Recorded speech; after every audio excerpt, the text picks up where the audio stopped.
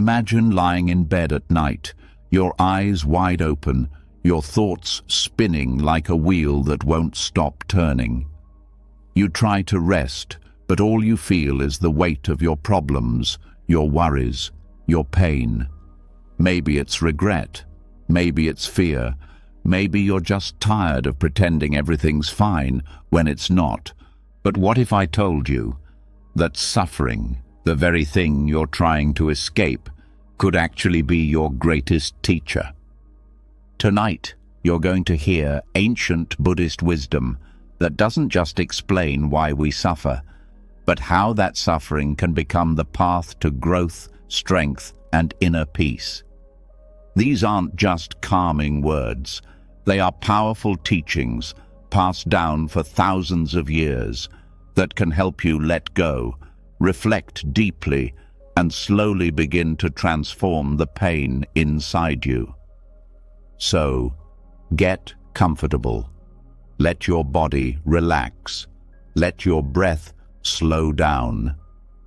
Because what you're about to hear isn't just a bedtime story. It's a path forward. A way to fall asleep, not with stress, but with purpose. Before we begin, make a quiet promise to yourself. Say it in your mind or write it down. Starting tonight, I choose to grow through my pain. I am ready. You're not just saying words, you're opening a door. Now take a deep breath. Let's begin. There's a quiet moment that hits us when the noise fades, when distractions fall away, and we're left alone with our own thoughts. It's in that silence that something deeper rises. Not the kind of silence that feels peaceful, but the kind that brings discomfort. A feeling in the chest, a tightness in the throat. That's suffering. And even if no one else sees it, we carry it everywhere. Loss, fear, loneliness, failure. It's all part of it. We're taught to fight it, hide it, escape it. But what if we've been looking at suffering the wrong way all along? What if suffering isn't a mistake, but the very thing meant to wake us up? In Buddhism, this isn't just an idea. It's the very first truth the Buddha ever shared, not to make us sad or hopeless, but to start showing us the way out. This is where real transformation begins, not by avoiding suffering, but by seeing it clearly and understanding what it's trying to teach us. Dukkha is the word used in the original teachings. It's often translated as suffering, but it means more than just pain. It speaks to the deep unease of life itself, that feeling that something is missing, that no matter how hard we try, we can't seem to hold on to happiness for long.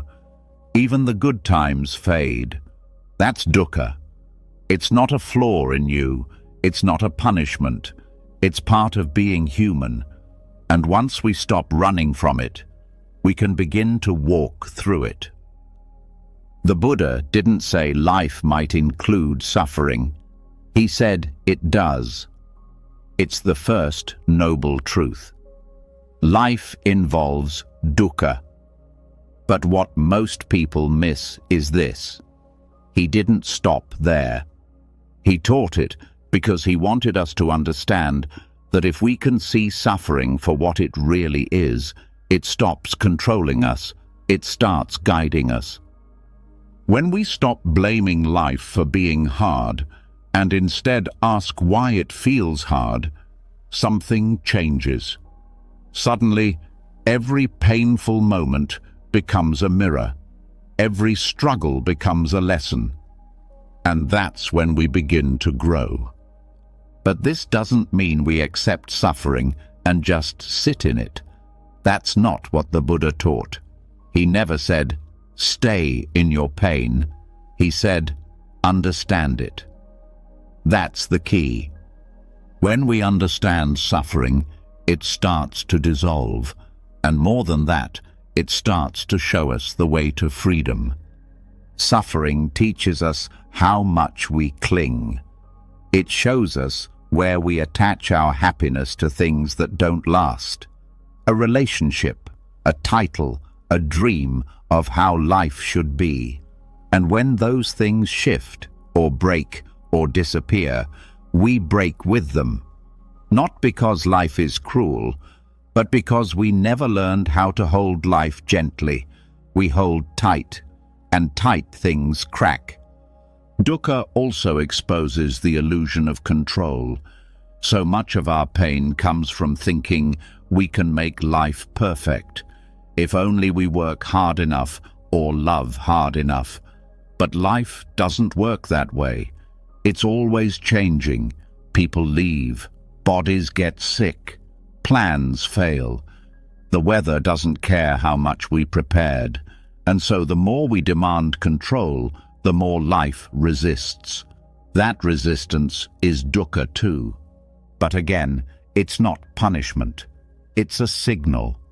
Like pain in the body tells you something's wrong, dukkha in the heart tells you something's misunderstood. It's your first teacher, not the one you wanted, but the one you needed. This teaching isn't meant to scare you. It's meant to wake you up to the truth that no one escapes pain. Not the rich, not the powerful, not even the ones who seem to have it all together. The question isn't if we'll suffer. The question is whether we'll grow from it or shrink because of it. And growth only starts when we look directly at dukkha, not with fear, but with curiosity. Why does this hurt? What am I holding on to? What was I expecting? What story am I telling myself? These questions aren't easy, but they're honest, and honesty is the first light in the dark. In Buddhist practice, we learn to stay present with pain, not because we like it, but because pretending it's not there only gives it more power. Suffering grows stronger when ignored, but when met with awareness, it softens. Not overnight, but slowly. It becomes something you can sit with, something you can understand, and then something you can learn from. The practice of mindfulness is deeply connected to this. When we sit quietly and simply observe our thoughts, we begin to see that most of our suffering isn't in the event itself. It's in our resistance to it. It's in the thought, this shouldn't be happening. It's in the fear that it'll never end, or the anger that it ever began. That's where the true weight lies. So when you watch your mind during suffering, you begin to notice that the pain is real, but the story around it is optional. The belief that I'm broken, or this means my life is ruined, that's not the pain, that's the second layer. That's the mind trying to explain or fix something it doesn't want to feel. The Buddha called this the second arrow. The first arrow is the pain. The second arrow is how we react to it. And most of the time, the second arrow is sharper than the first. But here's the good news. We can't always avoid the first arrow, but we can learn to stop shooting the second one. This is where suffering becomes sacred, because when we see it clearly, it transforms from something we run from into something that leads us deeper into ourselves, into a wisdom we didn't know we had, into a kind of clarity that can't be found in comfort. Think of every truly powerful person you admire, not because of their money or looks, but because of their depth, their calm, their wisdom. Almost every one of them has suffered. And not just suffered, but grown through it. That's not an accident, that's the path. Because suffering humbles us. It strips away the noise and leaves us raw. And in that rawness, the ego cracks. That part of us that wants to always be right, to always be strong, to never need help. That part weakens, and in its place, something softer appears, something more honest. That's where compassion comes from. That's where real strength begins. So many people believe they have to hide their pain, or pretend to be okay, or rush to fix themselves. But what if you didn't have to? What if your suffering isn't something broken in you, but something opening? It opens your heart to the suffering of others. It opens your mind to what really matters. It opens your path to deeper truth. And once you've walked through suffering with awareness, you'll find that nothing can shake you the same way again. You'll still feel, but you won't fear your feelings. You'll still fall, but you'll know how to rise, not by force, but by wisdom. The first noble truth tells us that dukkha exists. It's here. But the second noble truth tells us where it comes from: attachment, craving, clinging. And the third truth tells us that it can end. The fourth gives us the path. So suffering isn't the whole story. It's the start of the story. It's the opening scene, not the final act. But if we never look at it, we never move forward. This is why the Buddha didn't offer quick fixes or magic answers. He offered a path, a way to walk through the fire, not to get burned, but to come out clearer, lighter, stronger. That path begins with accepting dukkha as the doorway, not the obstacle, the entry point, the signpost that says, right here, this is where your real journey begins. And when you can look at suffering and say, I see you, I don't like you, but I'm willing to learn from you, something shifts. Suddenly, the pain becomes less personal, less like an attack, more like a message, a deep, ancient message saying, wake up. That's the voice behind every heartbreak, every failure, every loss. And not to destroy you, but to pull you into truth, to bring you closer to the real you. Not the you shaped by the world, but the one beneath all that, the one who can sit in silence and not feel lost, the one who can feel pain and still know peace is possible. Because peace isn't the absence of suffering, it's the presence of understanding. And understanding begins when we let suffering teach us what comfort never could. So, as you lie in the quiet tonight, maybe still feeling the ache of your own story, know this: you're not alone, you're not broken, you're not weak, you're simply human, and you're waking up. That's what dukkha is for. When you begin to see suffering not as a failure, but as the beginning of something deeper, something shifts inside you. You stop asking, why me? And start leaning into a more powerful question: what now? That's where transformation really starts. Not when we fix what's broken, but when we begin to look at the brokenness itself with new eyes. The kind of eyes that don't flinch at cracks, but see the hidden gold in them. Some wounds never fully close. Some mistakes leave marks that don't fade with time. But maybe they're not meant to. Maybe they're meant to shine.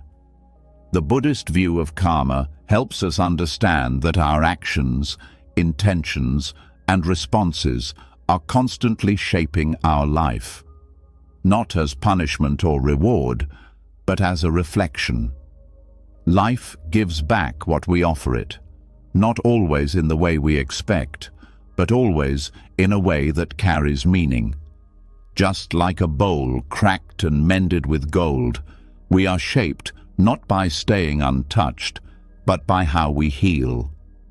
In Japanese art, there is an ancient practice called kintsugi. When a bowl breaks, Instead of hiding the cracks, they fill them with gold. The flaw becomes the feature. The break becomes the beauty. And the item becomes more valuable, not despite its history, but because of it. That's not just art. It's a mirror of karma itself. Karma doesn't mean everything is predetermined. It doesn't mean every painful thing that happens is something you deserved. What it does mean is that the way you respond to life's cracks determines whether they stay as open wounds or become golden seams. Karma is not fate. It's process. It's the law of cause and effect. But what most people miss is that karma is not just about the past. It's also about the future you're creating in every moment, especially in how you deal with pain. Let's say your life has broken open through heartbreak, illness, loss, failure. It's tempting to wish it never happened, to try and go back to how things were before. But what if there is no before worth returning to? What if the breaking was necessary for a new kind of strength to emerge? The teachings of karma ask us to look closely at what's happening within us, not to find blame, but to find clarity. If every moment holds the seed of a result, then the way we carry our wounds matters just as much as the wound itself. Are we holding it with bitterness, or are we using it as a chance to become more aware, more patient, more open? Every moment of pain is a chance to plant something new. That's the gift hidden in the discomfort. Most people don't see it because they're rushing to fix the pain or bury it.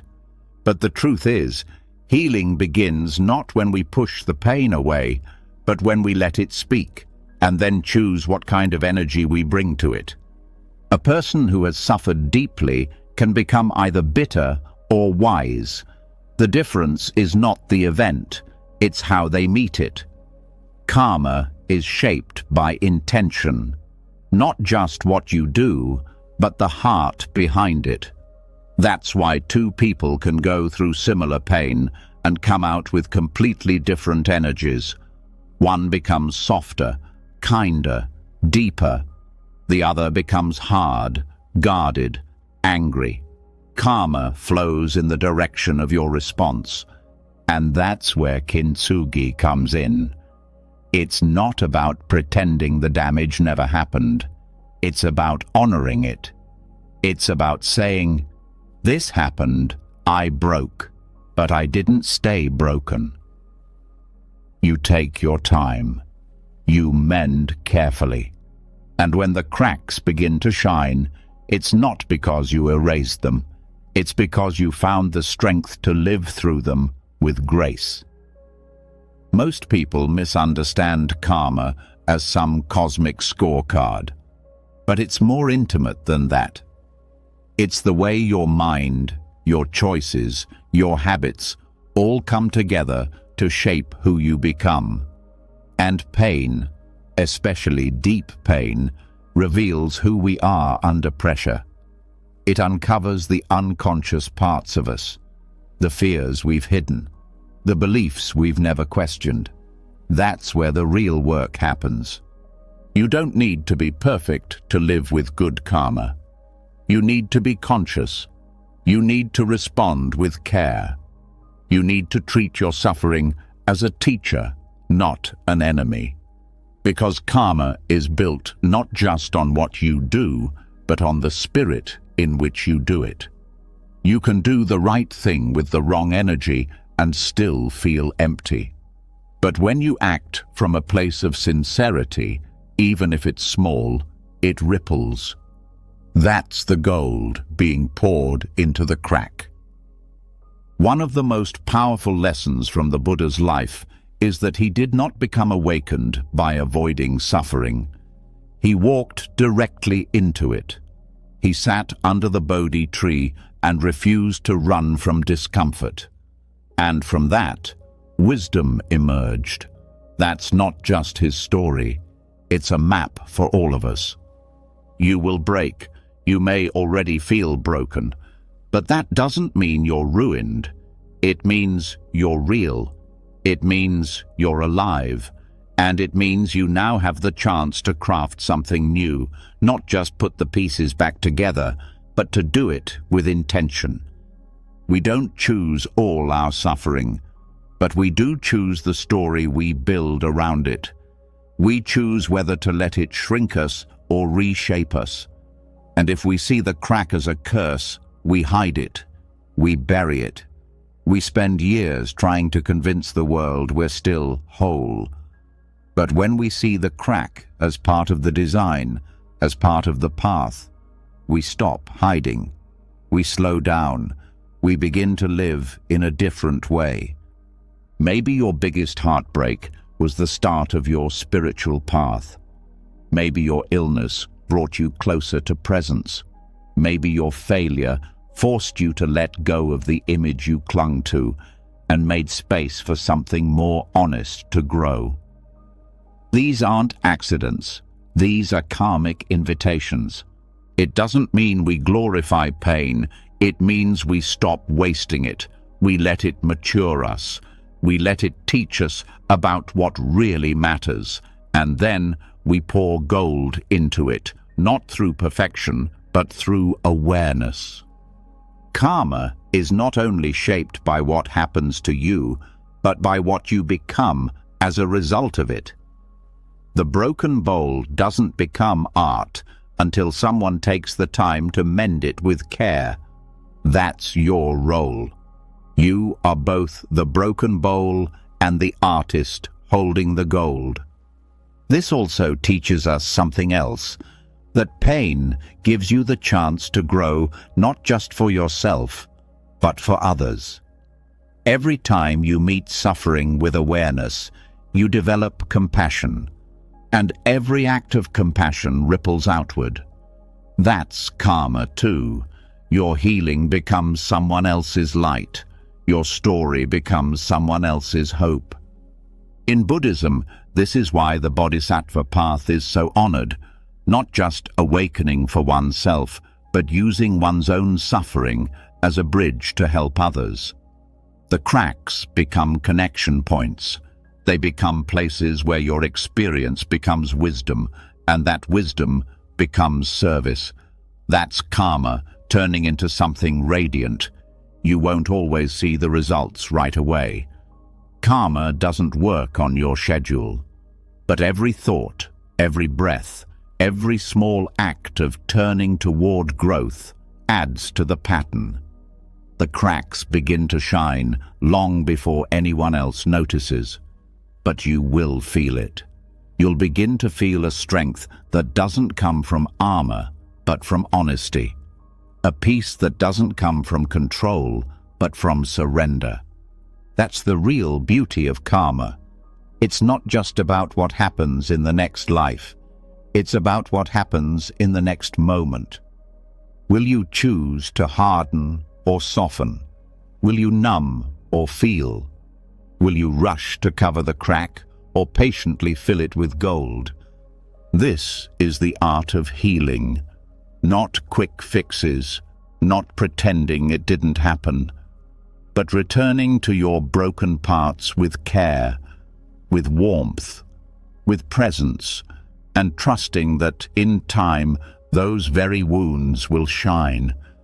And when they do, you'll see that the life you were trying to get back to was never meant to be returned to. Because something more honest has begun, something more golden, not perfect, but real. And in the end, that's what shines the brightest. When we begin to honor our cracks, when we see that the places we once wanted to hide can be the very sources of light, something within us opens. We no longer chase perfection. We stop pretending we're untouched by life. Instead, we begin to walk forward with more awareness, with gentler eyes and steadier hands. But now that we've learned how to work with pain and karma, a deeper question arises. Why do we suffer in the first place? What pulls us into the same cycles, the same traps, again and again? The answer isn't always what we expect. It's not just pain itself. It's what we crave. It's what we refuse to let go of. It's what we think we need to be whole. This is where we meet tanha, the Buddhist word for craving, thirst, longing. At first, the word might seem simple. Everyone wants something, right? A better job, more love, peace of mind, freedom from anxiety. Wanting is normal. But in the Buddhist teachings, tanha isn't just desire. It's the kind of wanting that binds us, the kind that builds prisons inside us without us even knowing. Tanha reveals itself quietly. It can wear many masks: ambition, romance, achievement, even spiritual progress. But underneath it all is the same pull. If I can just get this, then I'll be happy. But that moment of having is always followed by the fear of losing, or worse, by the disappointment that it didn't fix what we thought it would. And so, the cycle begins again.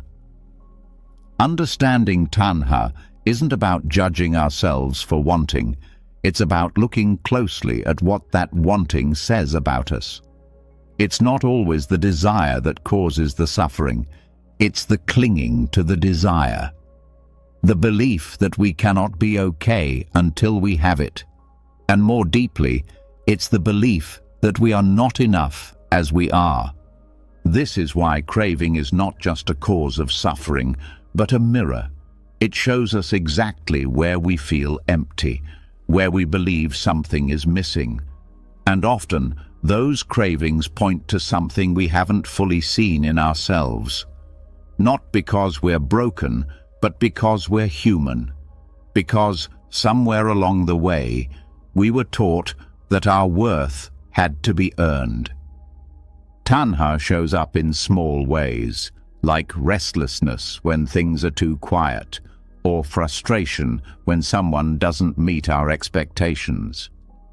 It also shows up in deeper habits, like staying in relationships that drain us because we fear being alone, or chasing constant approval because we never learned how to approve of ourselves. When we track these cravings to their root, we begin to see what we're really holding on to. Sometimes it's an image of who we think we should be. Sometimes it's a story about what life owes us. Sometimes it's just the hope that something, anything, will finally make us feel at peace. The key is not to fight the craving, but to study it. Craving is a compass. It points directly to the places in ourselves we don't trust yet, where we haven't yet made peace. If we're always reaching for control, maybe it points to a deeper fear of chaos. If we're always longing for attention, maybe it reflects a wound from being unseen. Each craving carries a message. The question is whether we're willing to listen.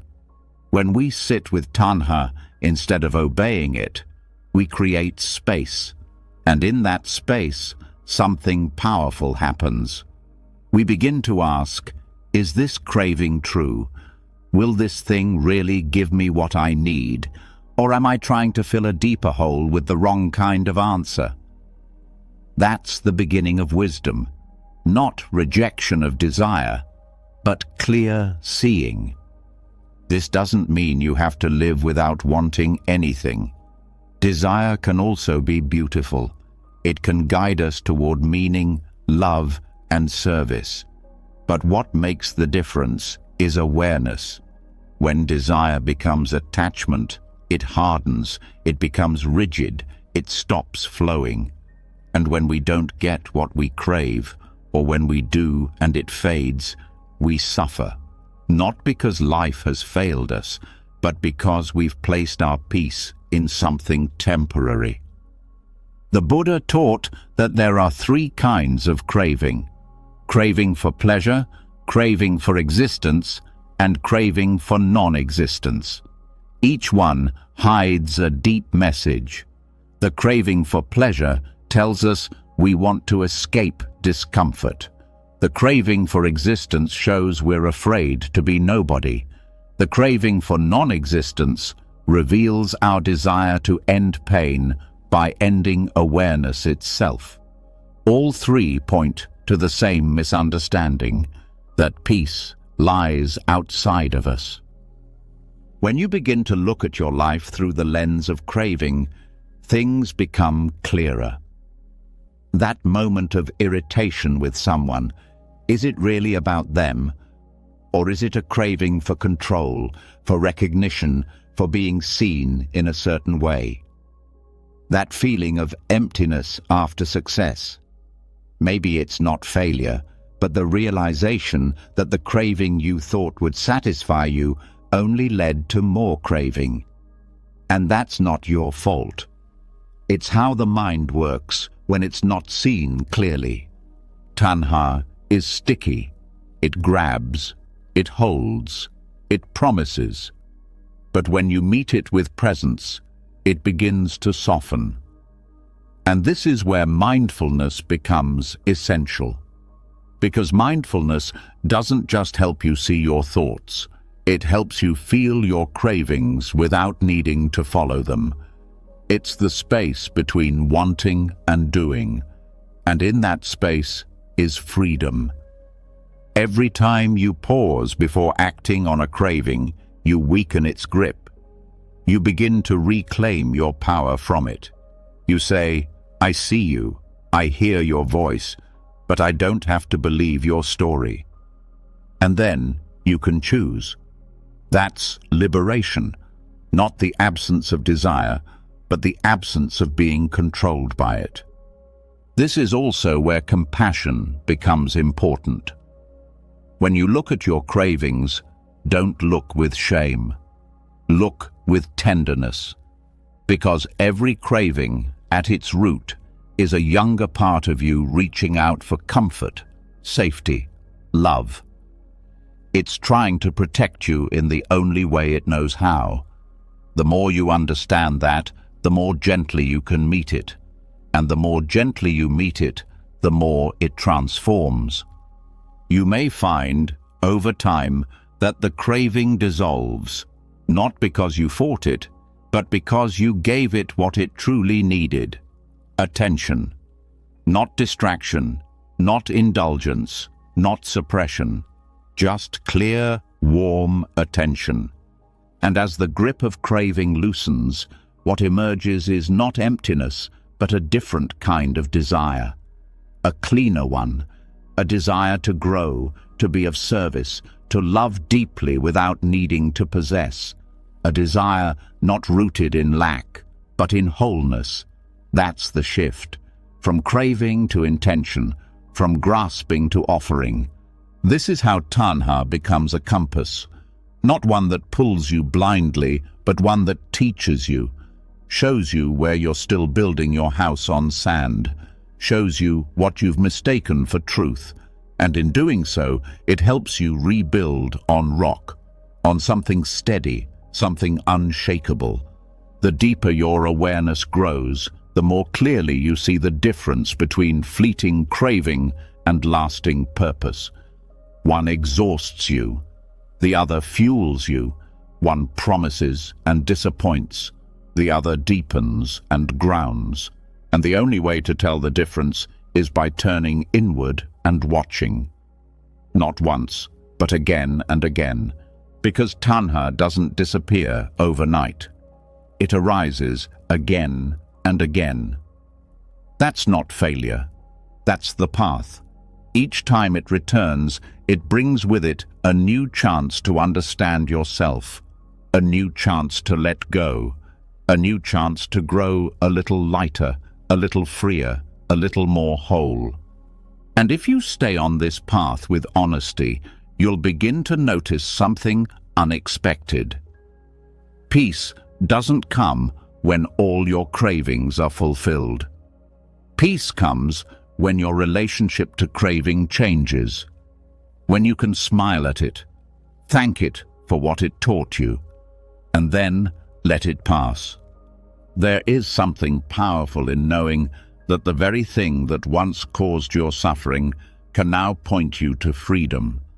Tanha doesn't need to be your enemy. It can be your mirror, your guide, your silent teacher. Not because it's right, but because it shows you where to look deeper. And when you do, you'll find that the answers you were chasing in the outside world were always waiting quietly within you. Not in the next achievement, not in the next relationship, but right here, in this breath, in this moment, in this soft and steady choice to meet life without clinging. That's where the path turns. That's where freedom begins. When craving loosens its grip, a quiet clarity begins to form. You notice how much energy was spent chasing what never really brought lasting peace. You feel a shift, not dramatic, but undeniable.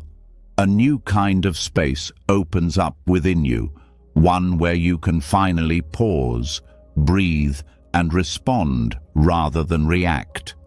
And it's in that stillness that another question rises.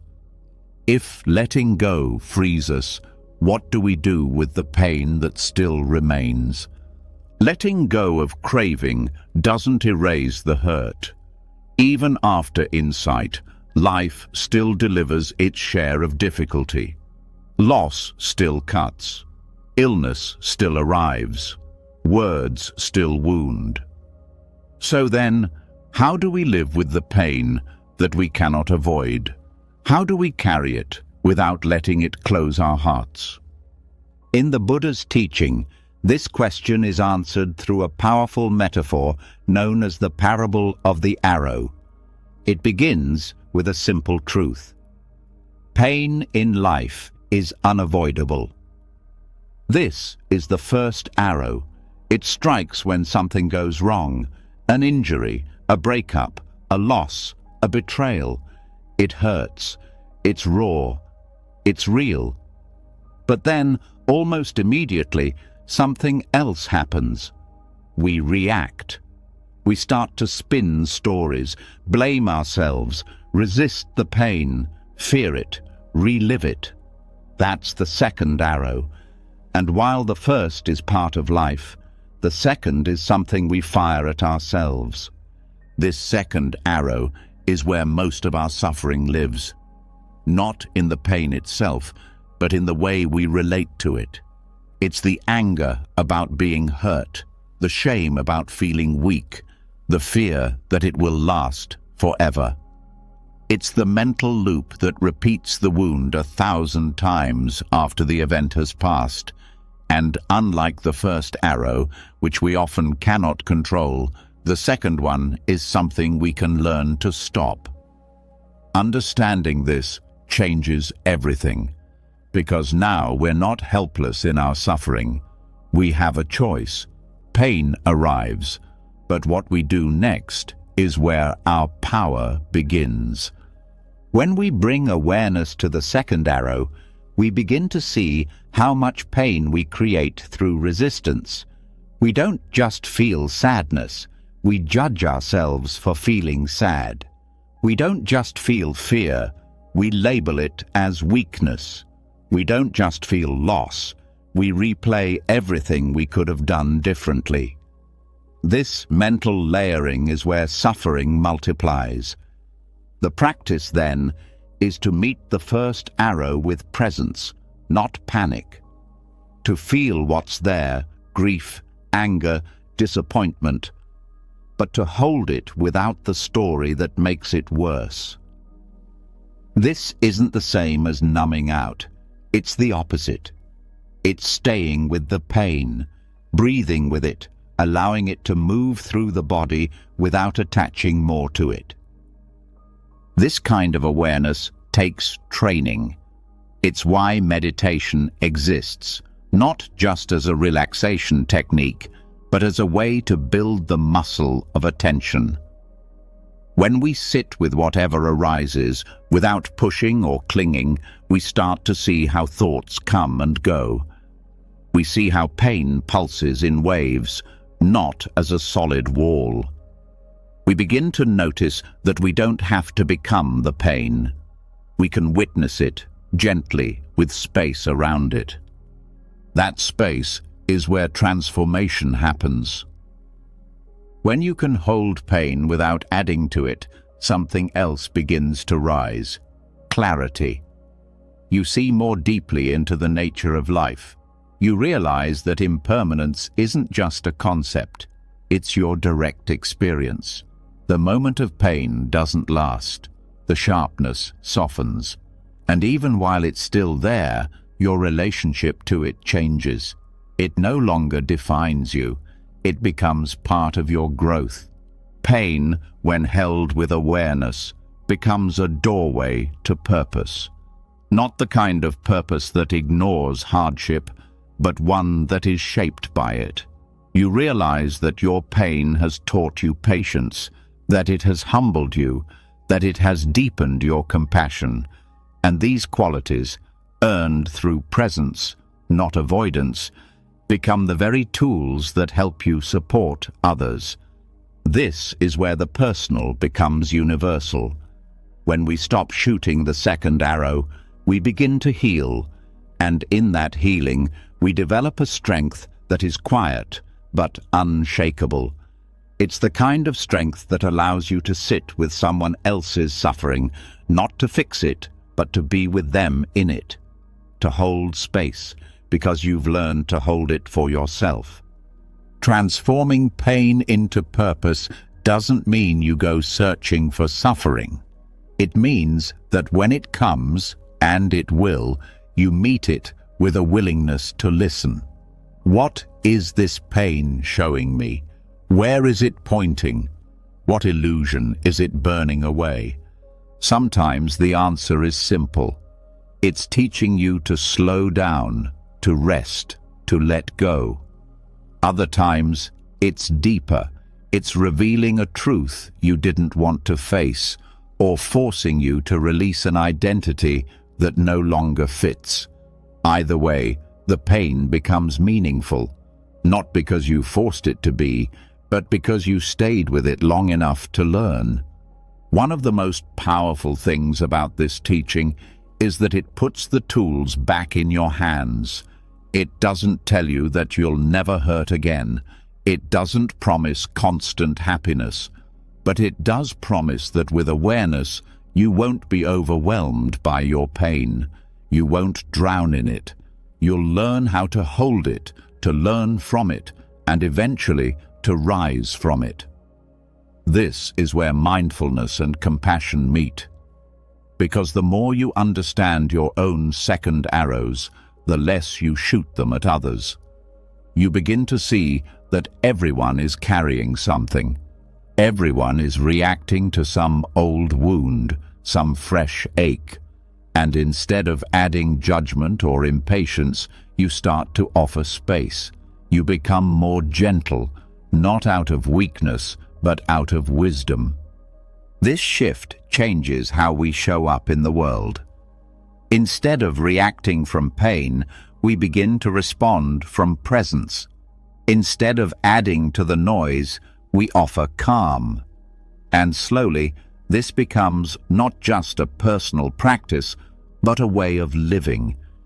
You begin to carry your experiences differently. You stop seeing yourself as someone who was broken by life, and instead as someone shaped by it, honed, refined, deepened. Not perfect, not without scars, but awake, open, steady. In this light, the second arrow isn't just something to avoid, it's a signal to come back to presence. Every time you notice yourself spiraling, catastrophizing, blaming, shaming, that's a sign. That's your opportunity, not to suppress the pain, but to come back to the first arrow, and meet it with truth.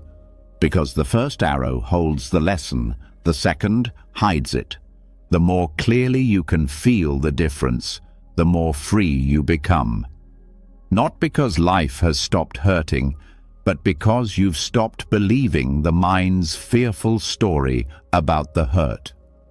You've stepped into a larger awareness, one that can feel deeply and still remain grounded.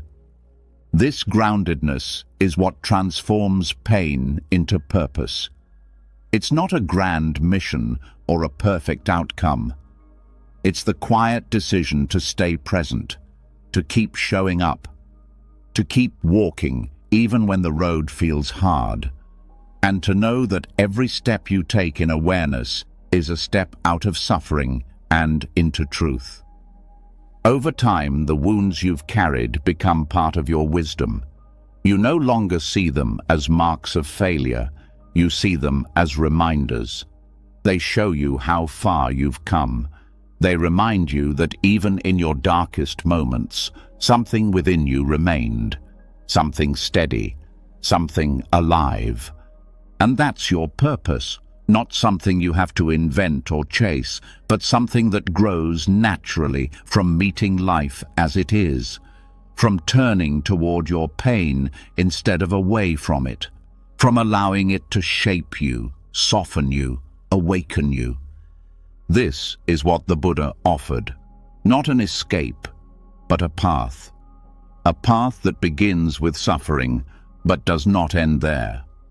A path that leads through awareness, through compassion, and into a life of deeper meaning. So the next time pain arrives, don't rush to escape it. Pause, breathe, feel, and listen. The first arrow may still hurt, but you don't need to fire the second.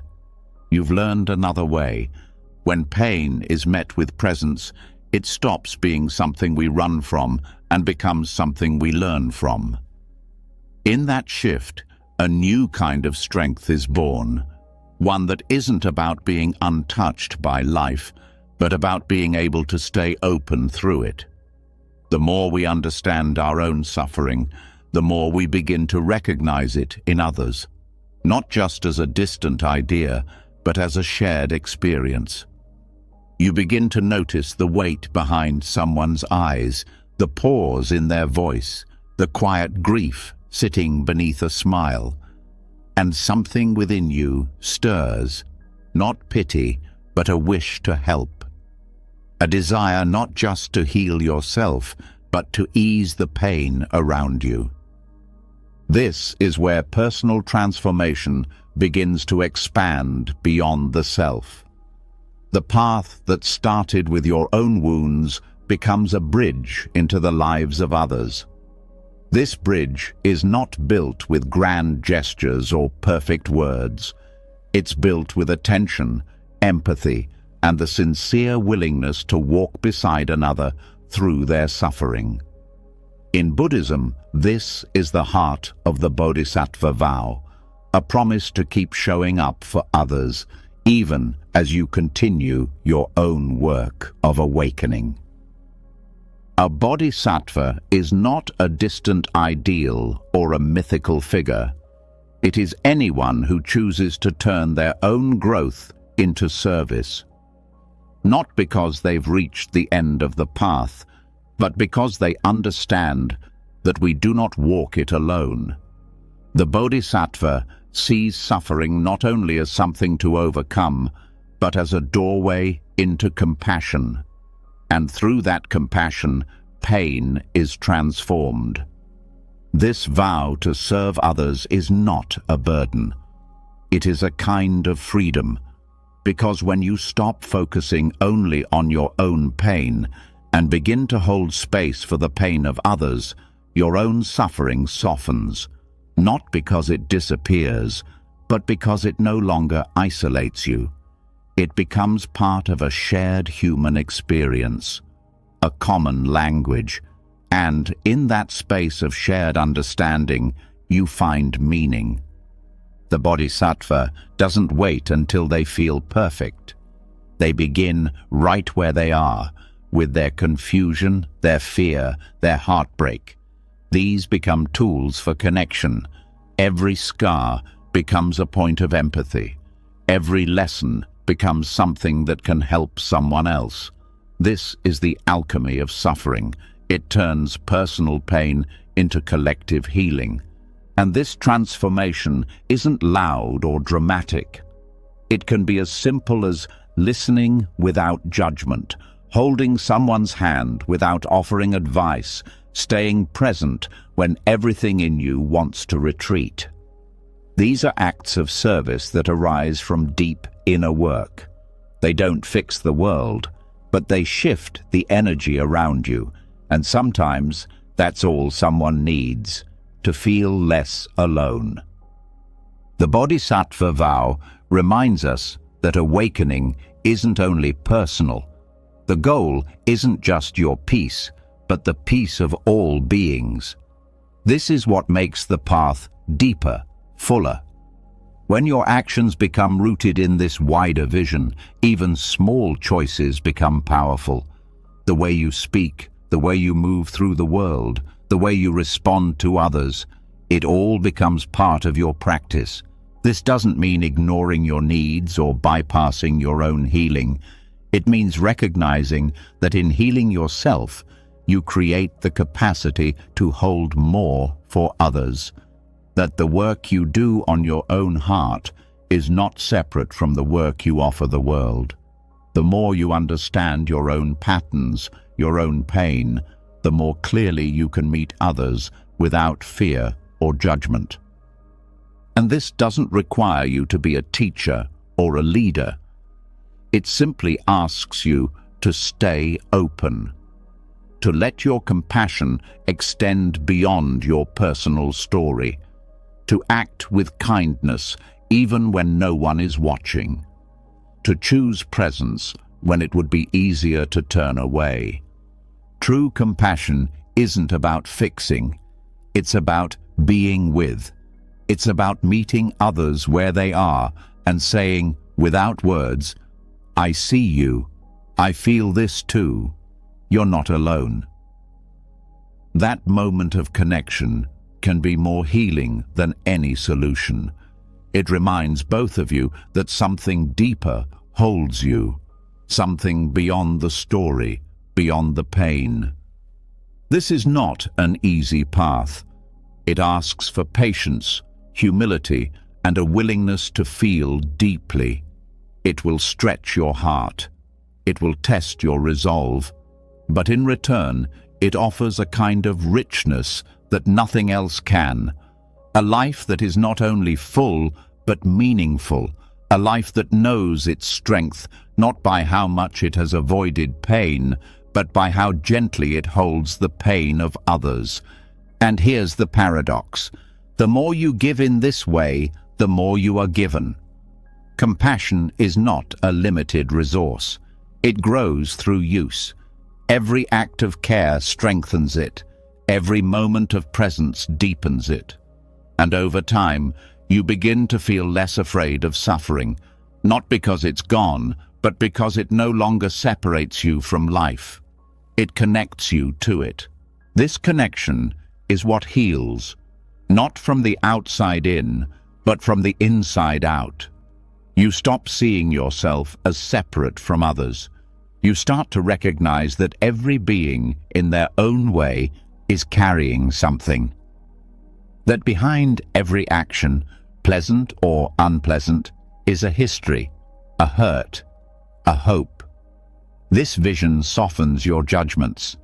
It turns irritation into curiosity, distance into closeness. When you live with this kind of awareness, your presence becomes medicine, not flashy, not dramatic, but steady, quiet, trustworthy. People begin to feel safe around you, not because you have answers, but because you have space. You become a refuge, not by removing pain, but by staying close to it without fear. The Bodhisattva vow invites us to live like this, to not turn away, to not close down, to stay rooted in our own practice while extending our heart outward. It's a vow that is renewed again and again, not once, not in words alone, but in every choice to love when it would be easier to judge, to show up when it would be easier to hide. And while this path can feel heavy at times, it is also deeply joyful, because nothing brings more peace than knowing your life matters, not in a grand sense, but in the quiet ways that you touch others, a smile, a kind word, a patient pause. These things matter. They ripple. They stay. As you walk this path, you will discover that your own healing is no longer separate from the healing of the world. That when you comfort a friend, you also comfort something in yourself. That when you forgive someone else, a part of your own heart softens. This is the web of interbeing. This is the depth of the Bodhisattva path. And it doesn't end. The vow is infinite, not because it can be completed, but because love has no finish line. Each act of compassion leads to another. Each moment of connection builds a bridge, and slowly suffering becomes not just something to survive, but something that teaches you how to serve. In this way, your life becomes the vow, your breath becomes the offering, your presence becomes the teaching. And the world, still full of suffering, begins to shift. Not because pain is gone, but because someone, somewhere, is willing to hold it with love. Compassion strengthens us, but the work of holding pain for ourselves and others eventually brings us face to face with something far more subtle, more difficult to name. Not external suffering, but the internal forces that quietly sabotage our path. After we commit to awakening, something strange often happens. Resistance grows louder, doubt appears, anger flares up, old habits return. Even when our intentions are clear, a shadow rises. This is where many turn back. But what if this resistance isn't the end of the road? What if it's the doorway to deeper truth? In the Buddhist tradition, this shadow has a name, Mara. He is not just a myth or a symbol of evil. He is every internal force that tries to pull us away from awareness. Mara is desire that whispers empty promises. Mara is fear dressed as caution. He is the voice of, "You're not good enough. This is pointless. Why bother?" But Mara is also something else, a teacher. One we usually don't want, but one we deeply need. The Buddha's final confrontation with Mara happened not through battle, but through presence. As the story goes, Mara approached the Buddha repeatedly through temptation, fear, distraction, and pride. Each time, the Buddha responded not with violence or escape, but with calm recognition. "I see you, Mara." These words are not rejection, they are clarity. That is the key to transforming Mara, from enemy into mentor. Mara appears most often when we are close to real change. Right before insight, fear creeps in. Right after compassion, anger resurfaces. This is not failure, it is the nature of the path. When you start to clear away confusion, the parts of you that relied on that confusion resist. They feel threatened. Mara comes as a protector of the false self, the part of us built on old stories and survival strategies. So when he appears, it is not a sign to stop, but a sign that something important is being revealed. Meeting Mara requires honesty. Not the kind that performs, but the kind that quietly admits, "This is hard. I want to run. I want to give up. I want to numb out." Naming what arises doesn't make it stronger. It makes you stronger. Because what is named can be worked with. What is hidden controls you. What is seen can be understood. This is why meditation is such a powerful tool in working with inner demons. When you sit and watch your mind without judgment, Mara shows up. Doubt may whisper that you're wasting your time. Restlessness may try to convince you to check your phone, your email, anything but stay. Boredom may dull your senses. Each of these is a form of Mara. Each one is a test, not of your willpower, but of your clarity. When you don't run, when you sit and stay with what arises, you begin to notice patterns. You see that Mara's voice is repetitive. It follows familiar scripts. It uses the same tricks again and again. But now you're watching. You're no longer inside the reaction. You are observing it. And in that moment, the power begins to shift. Mara cannot survive the light of attention. Sometimes Mara shows up not as thought, but as feeling, a deep unease, a tightness in the chest, a wave of shame or regret. These are not distractions from the path. They are the path. Because inside every uncomfortable feeling is a lesson, an old story ready to be questioned, a wound ready to be met, a habit ready to be released. What transforms Mara into a teacher is our willingness to stay, to listen, to learn. When you say, "I see you, Mara," you are not just naming fear. You are stepping into wisdom. You are practicing what the Buddha modeled under the Bodhi tree, equanimity in the face of disturbance. This practice is not about perfection. Mara doesn't disappear after one confrontation. He returns, again and again. But each time he does, your relationship with him changes. At first, he feels like a threat. Later, he becomes familiar. Eventually, he becomes a guide. His presence tells you where your work still lies. For example, if Mara appears as self-doubt every time you move toward your calling, maybe he is pointing to a deeper fear of visibility, a fear of being seen and judged. That fear is not the enemy. It is the doorway. Walk through it, and you find greater freedom on the other side. If Mara shows up as irritation in your relationships, perhaps he is revealing a hidden need for control, a part of you that struggles when others don't act the way you want them to. Again, this isn't shameful. It's a signal. The practice is to notice, to reflect, and to ask, what is this really about? Each time you meet Mara with this kind of attention, you gain insight, not abstract ideas, but real-life understanding.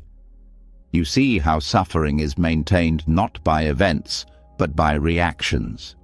You realize that what you called my personality may actually be a set of old strategies, and you begin to feel the spaciousness that comes when those strategies loosen. This is spiritual maturity, not the absence of struggle, but the capacity to face struggle with openness. To use everything, even resistance, as fuel for growth. To welcome the uncomfortable parts of your psyche as invitations to go deeper. In time, Mara stops feeling like an enemy and starts to feel like a mirror. He shows you your unfinished work. He reflects the parts of yourself you've avoided, and in doing so, he sharpens your awareness. Every time you turn toward him, you cultivate courage, and that courage becomes your foundation. This kind of inner strength is not loud, it's quiet. It's the strength of sitting with discomfort without needing to fix it, the strength of telling the truth to yourself, the strength of choosing presence when escape would be easier. And as you grow in this way, you stop fearing Mara's return. You stop hoping for a life without disturbance. Instead, you begin to trust yourself to meet whatever arises. This is the turning point. When your path is no longer about avoiding difficulty, but about learning from it. When the demons you feared become the teachers you bow to. There's a strange kind of peace that comes from this. Not because life becomes easy, but because you are no longer at war with your own mind. You no longer need everything to go perfectly in order to feel okay. You no longer see inner chaos as a personal failure, but as part of the work. And from that peace, new qualities emerge. Patience, because you've seen how long real transformation takes. Humility, because you know how many times you've fallen and gotten up. Compassion, because you understand what it takes to face yourself. These are the gifts Mara leaves behind when he departs. Not scars, but strengths. Not shame, but understanding. Every visit becomes a teaching. Every teaching becomes a layer of wisdom, and that wisdom becomes your guide. So the next time resistance rises, or fear whispers, or self-doubt knocks, pause. Listen. Don't turn away. Don't believe the voice blindly, but don't fight it either. Just say, "I see you, Mara." And then sit down with him. Watch him carefully. Let him speak. And then ask him what he's here to teach you. Because hidden in every disturbance is a thread of insight. A path you haven't walked yet. A truth waiting to be seen. And the ones who walk this path fully, with eyes wide open, know that even the darkest voices can lead to the brightest light, if you know how to listen. When Mara leaves, he doesn't take the fire with him. He only reveals where it's burning brightest. The internal battles might pause, but the deeper truth remains. The mind still clings. Even after the storm of fear passes, there's still the daily trance we fall into. The belief that comfort will last, that life can be controlled, that this moment isn't enough unless it looks exactly as we want. And yet, just beneath the surface of this chase is an uncomfortable truth. Something about life still feels unstable, unsatisfying, uncertain. This is the illusion Mara distracts us from. But there's another teaching that pulls back the veil even more clearly. The burning house. In the Lotus Sutra, the Buddha offers a striking parable. A father sees his children playing inside a house that has caught fire. They're so absorbed in their games that they don't notice the danger. He calls out to them, warns them, pleads with them, but they don't listen. They're too distracted by their toys. So the father uses a skillful means. He tells them that there are even better toys outside. Curious and excited, the children run out and are saved. This story is not about literal fire or literal toys. It's a metaphor for samsara, the endless cycle of birth and death, craving and clinging, pleasure and pain. The house is our ordinary life, filled with attachments and habits that keep us distracted. The fire is suffering, already burning the structure we cling to. The children are all of us, absorbed in our temporary pleasures, too caught up in our personal dramas to see that the ground beneath us is unstable. The first time this teaching is heard, it can sound harsh. Why call life a burning house? Why describe joy, love, and beauty as distractions? But the Buddha's point isn't that life has no beauty. It's that beauty is fragile when it's attached to illusion. The problem isn't pleasure itself. It's our refusal to see that even joy arises and passes. That nothing, not even the things we cherish, are outside the law of impermanence. The fire in the house is not sent to punish us. It is a wake-up call. Suffering burns through what is false. It reveals the layers of clinging we thought were part of our identity. When something we depend on is taken away, a job, a relationship, health, what's really lost isn't just the thing itself, but the illusion of control. The fire exposes that illusion, and in the heat of that moment, something deeper can be seen. Many people don't realize they're in the burning house until everything they clung to starts falling apart. That's when questions begin to arise. Why does nothing feel lasting? Why am I always chasing the next thing? Why does comfort not satisfy me for long? These aren't signs of failure, they are signs of awakening. In Buddhist practice, they're the first cracks in the trance of samsara. Samsara doesn't mean the world is bad. It means the world, when misunderstood, becomes a trap. When we seek permanence in impermanent things, we suffer. When we demand stability from what is always changing, we are disappointed. This is not because life has betrayed us, but because we asked it to be what it cannot be. The children in the burning house aren't wrong for playing, they're just unaware. The father doesn't punish them. He uses wisdom. He speaks their language. This is what the Buddha called upaya, or skillful means. He meets people where they are, not where they should be. And then he shows them a way out, not by shame or force, but by redirecting their attention. In this story, the Buddha isn't asking us to reject the world.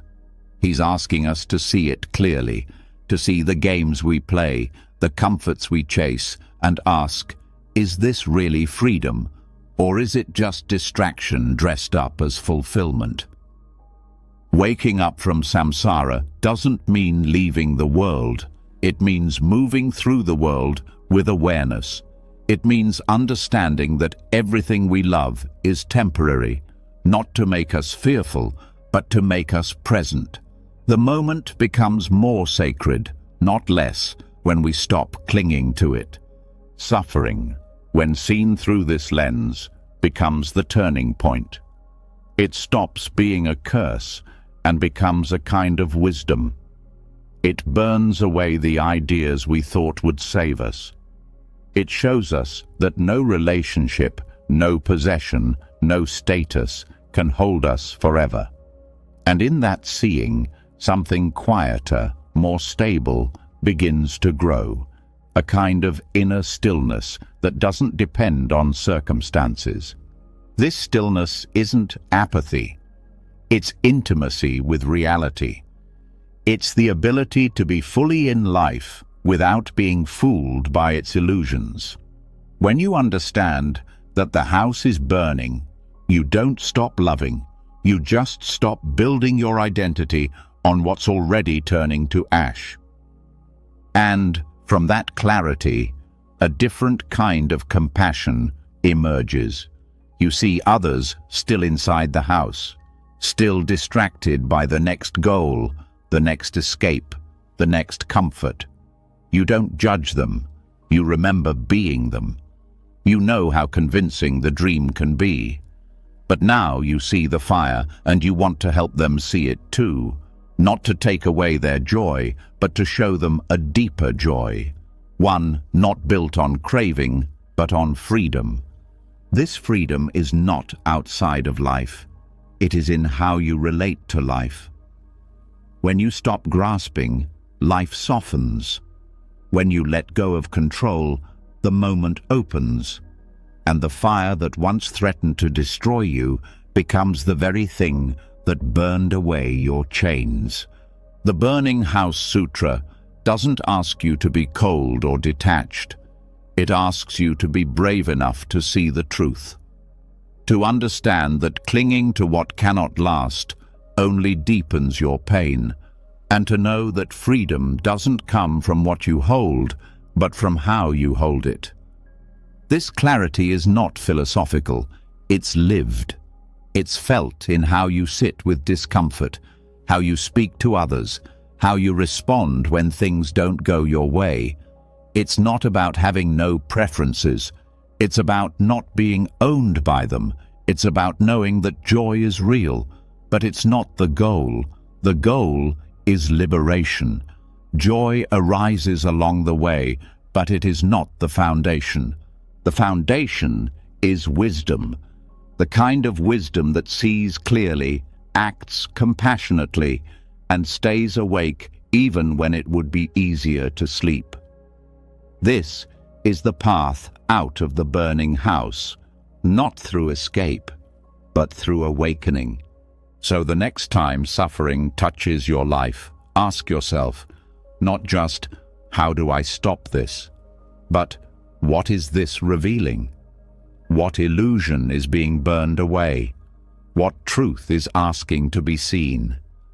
The fire is not here to punish, it is here to reveal. And if you stay with it, without turning away, it will show you the way out. Not out of life, but out of confusion, out of grasping, into freedom. This is the promise of the path. Not that life will stop burning, but that you will stop mistaking the fire for your home. Seeing through the burning illusions of samsara is not the end of the path. It is the clearing of ground. Once the flames reveal that what we clung to cannot hold, a deeper truth waits in the ashes. It is not a truth of despair, but one of freedom. The fire doesn't just take away what is false, it exposes that the self we thought was suffering is not as solid as it once seemed. What if the suffering you feel is not just about what's happening, but about who you think you are in the middle of it? This is where the teaching of shunyata, or emptiness, becomes essential. Not emptiness as cold or meaningless, but emptiness as spaciousness, as possibility. In Buddhism, to say something is empty is not to say it doesn't exist. It's to say it doesn't exist independently, permanently, or in isolation. Everything is empty of fixed essence. Everything arises through causes and conditions, and that includes the self. When suffering takes hold, it feels personal. It feels like I am suffering, I am broken, I am stuck. The I feels real, and the pain becomes a story that wraps tightly around it. But when you begin to observe the self with clarity, something surprising happens. That I begins to dissolve, not into nothing, but into something more fluid. You begin to see that the suffering self is not a permanent identity. It is a construction, one built from memory, from emotion, from thought. And when those elements shift, so does the self. This doesn't mean your experience isn't real. It means that the one experiencing it isn't fixed. You are not the same person from moment to moment. Your reactions, your beliefs, even your sense of being wounded, they all shift depending on conditions. The pain is real, but the person who hurts is not as solid as you assume. Emptiness reveals that the self is a process, not a possession. It is dynamic, not static. This understanding doesn't erase you, it liberates you. Because the suffering self depends on a story. This is who I am. This is what happened to me. This is what it means. But when you look closely, those stories unravel. The mind repeats them, but they are not absolute truths. They are interpretations, patterns, mental habits. The power of shunyata is that it invites you to question not just your pain, but the foundation it rests on. Who is suffering? Is it the same you from yesterday, or from childhood, or from 5 minutes ago? When you meditate deeply, you can observe how even your identity flickers. Thoughts arise and pass. Emotions come and go.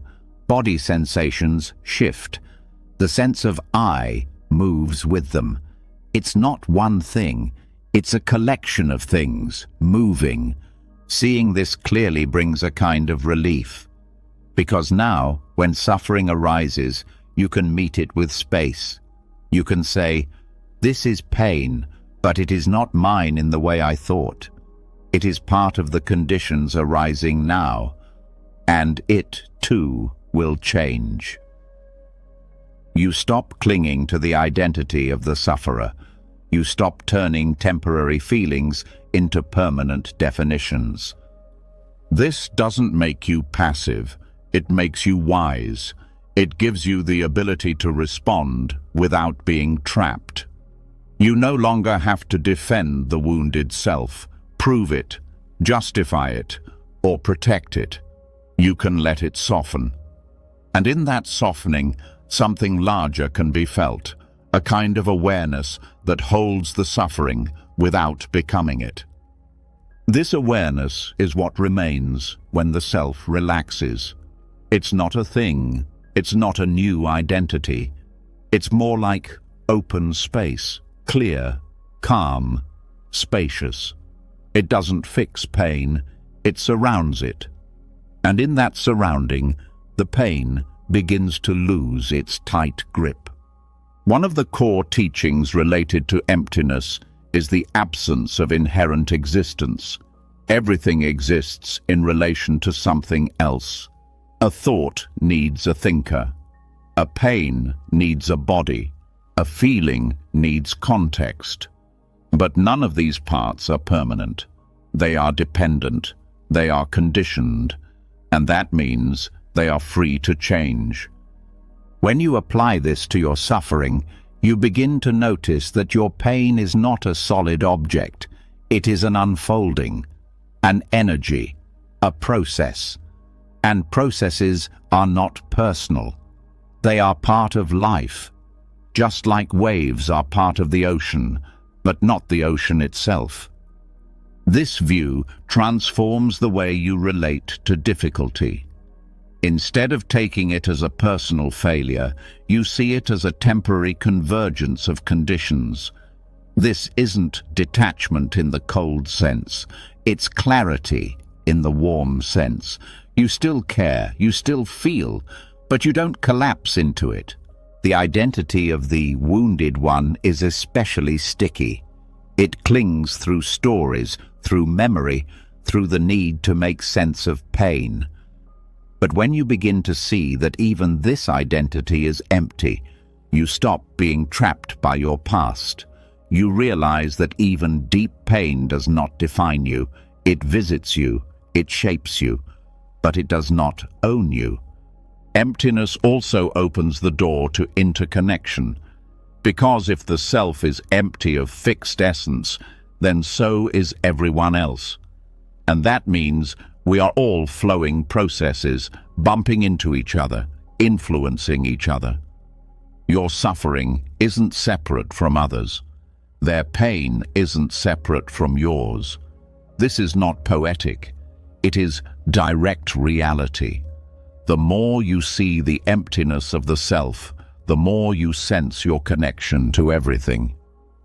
And from that connection comes compassion, not as a duty, but as a natural response. You stop asking, "Why me?" and start wondering, "How can I meet this with wisdom?" Because you know it's not just about you. Your clarity helps others. Your presence ripples out. This is the real beauty of emptiness. It doesn't remove you from the world. It places you right at the heart of it, with less fear, less grasping, and more availability. You are not stuck in your identity. You are free to respond, free to change, free to grow. In practice, this means watching your mind with care, noticing when a strong feeling arises and asking, what story is this attached to? What part of me is clinging? Is this the whole truth, or just one passing view? You pause, you breathe, you soften your grip. Over time, the suffering doesn't go away completely, but its weight shifts. It becomes lighter. Not because the circumstances change, but because your sense of self has changed. You're not the same person holding it. You're not holding it in the same way. This is the liberation that shunyata offers. Not an escape from life, but a re-entry into life without the burden of a fixed self. You move more freely, speak more honestly, love more openly, because you're no longer protecting a permanent identity. You're living as a dynamic expression of awareness. And this expression, this moving self, doesn't need to be perfect. It just needs to be real, present, willing to be shaped by life rather than trying to control it, willing to meet each moment without defending the past or fearing the future. In this space, even suffering becomes part of the dance. Not something to resist, but something to witness, to learn from, to move with. The pain doesn't define you. The identity doesn't trap you. The story doesn't freeze you. You are not the one who suffers. You are the space in which suffering arises and fades. Hold that truth gently. Let it settle. Let it move through you, not as a belief, but as an experience.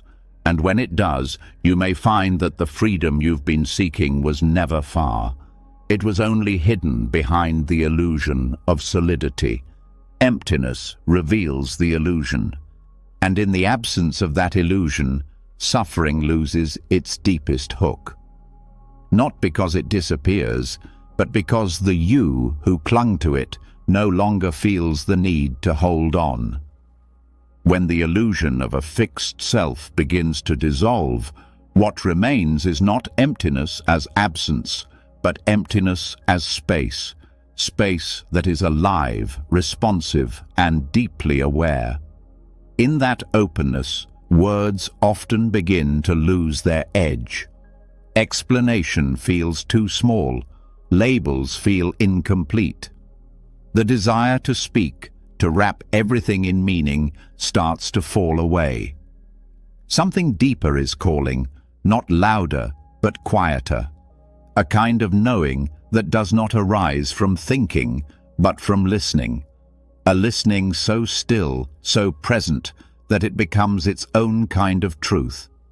This is where silence enters, not as the absence of sound, but as the presence of depth. When we are wounded, our first instinct is often to speak, to explain, to vent, to analyze the pain into something we can control. And sometimes that helps. But eventually, there comes a moment when words no longer heal, they only circle. And when that moment comes, the most powerful act is not to say more, but to say nothing at all. Noble silence in the Buddhist tradition is not a refusal to speak. It is a commitment to listen more deeply to what is beyond words, beyond stories, beyond the constructed self.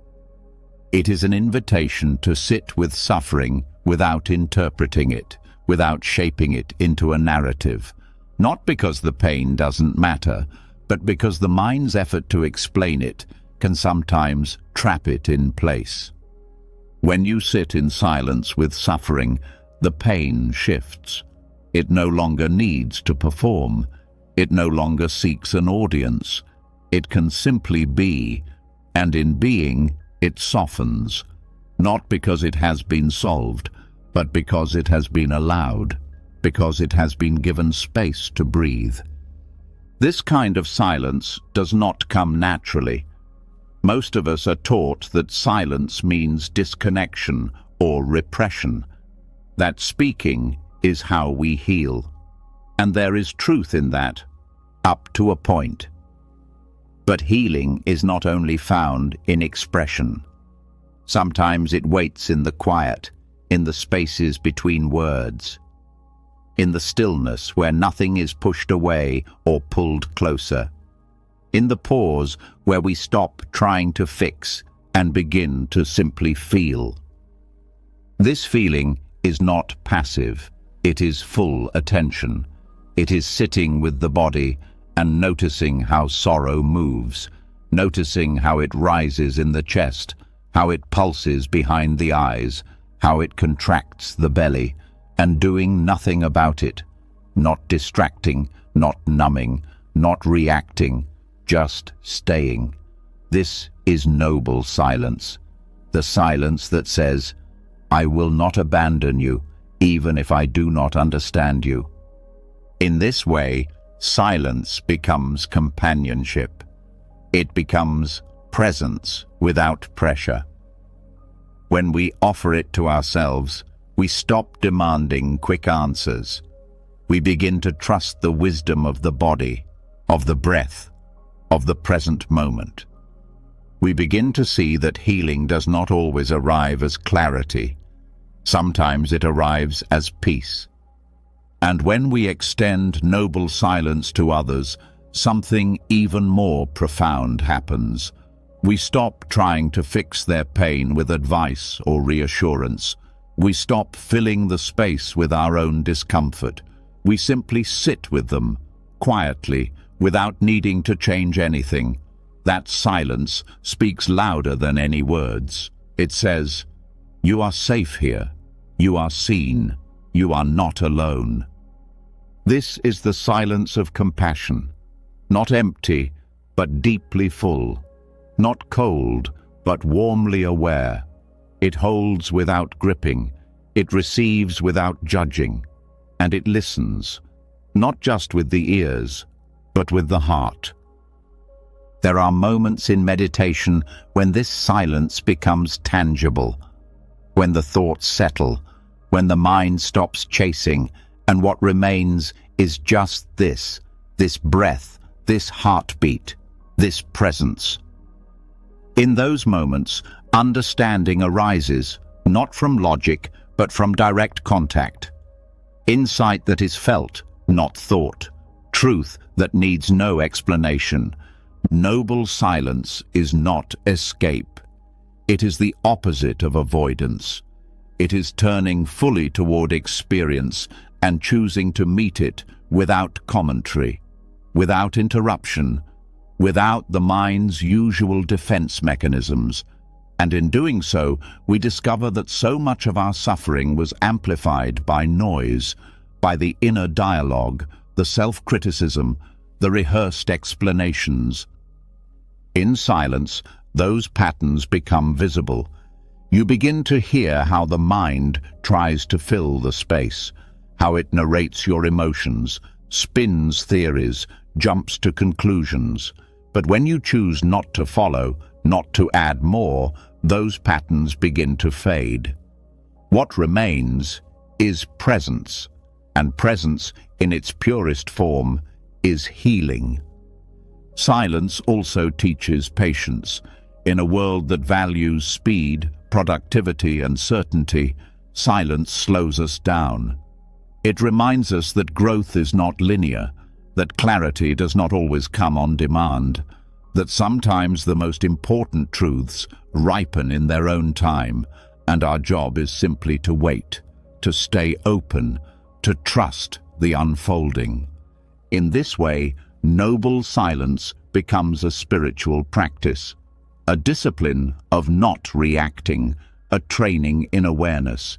It shows us where we still cling, where we still resist, where we still demand that life fit our preferences. And it helps us release those demands gently, without force. The more we practice this kind of silence, the more we come to appreciate its richness. We begin to crave it, not as withdrawal, but as return. Return to the self beneath the stories. Return to the breath beneath the thinking. Return to the moment that holds everything without needing to explain any of it. And from this place, action becomes wiser. Words, when they do arise, are more intentional. Emotions, when they are felt, are less overwhelming, because the silence has given us space to see clearly, to feel fully, to choose consciously. In times of deep suffering, silence can be the most faithful companion. It does not promise to remove the pain, but it stays, it watches, it breathes. And in that stillness, something begins to heal, not because we understand it, but because we have allowed it. Allowing is the essence of noble silence. Not fixing, not analyzing, not escaping, just allowing. And in that allowing, we begin to hear the quiet wisdom that has always been there, beneath the words, beneath the noise, beneath the identity. This is not the silence of suppression. It is the silence of intimacy, the silence of being fully here. And when suffering is met with that kind of silence, it no longer needs to shout. It begins to settle. It begins to soften. It begins to speak, not in language, but in insight. The journey through pain is not always a path of answers. Sometimes it is a path of listening. And noble silence is the doorway. It leads us not away from suffering, but into the depth of it, with kindness, with patience, with stillness. And from that depth, something unshakable grows. That is the language of silence. It cannot be taught, only experienced. It does not shout, but it transforms. And in the quiet it offers, the heart learns how to heal, not through control, but through presence, not through knowing, but through being. Silence, when held with intention, becomes more than stillness. It becomes revelation. In those moments of quiet presence, the mind begins to show itself, not as a fixed thing, but as a stream of impressions constantly moving, reacting, searching, clinging. Within that stillness, something else emerges. A question that doesn't need to be asked aloud. What, exactly, is this experience we call suffering? It feels solid when we're caught in it. But what if it isn't? What if, underneath the surface of pain, there's a pattern waiting to be understood? This is where mindfulness moves from general awareness into something sharper and more precise, vipassana, or insight meditation. It is not just about calming the mind, it is about seeing deeply into the nature of experience. While noble silence helps us make space for pain, vipassana gives us the tools to observe that pain with clarity. Not to explain it, not to label it, but to dissect it, to break it down into its smallest parts and see how each part arises and fades. Vipassana works like an internal X-ray. It does not change the content of your life, but it reveals the structure underneath it. You begin to see that what you called suffering is not one thing, but many things. It is sensation, thought, reaction, memory, resistance, all layered and moving. And when you watch each part separately, the solid block of suffering starts to fall apart. This process begins with direct observation. You sit, you breathe, you pay attention, not to think about what's happening, but to feel it exactly as it is. If there's sadness, you observe the heaviness in the chest. If there's fear, you notice the tension in the gut.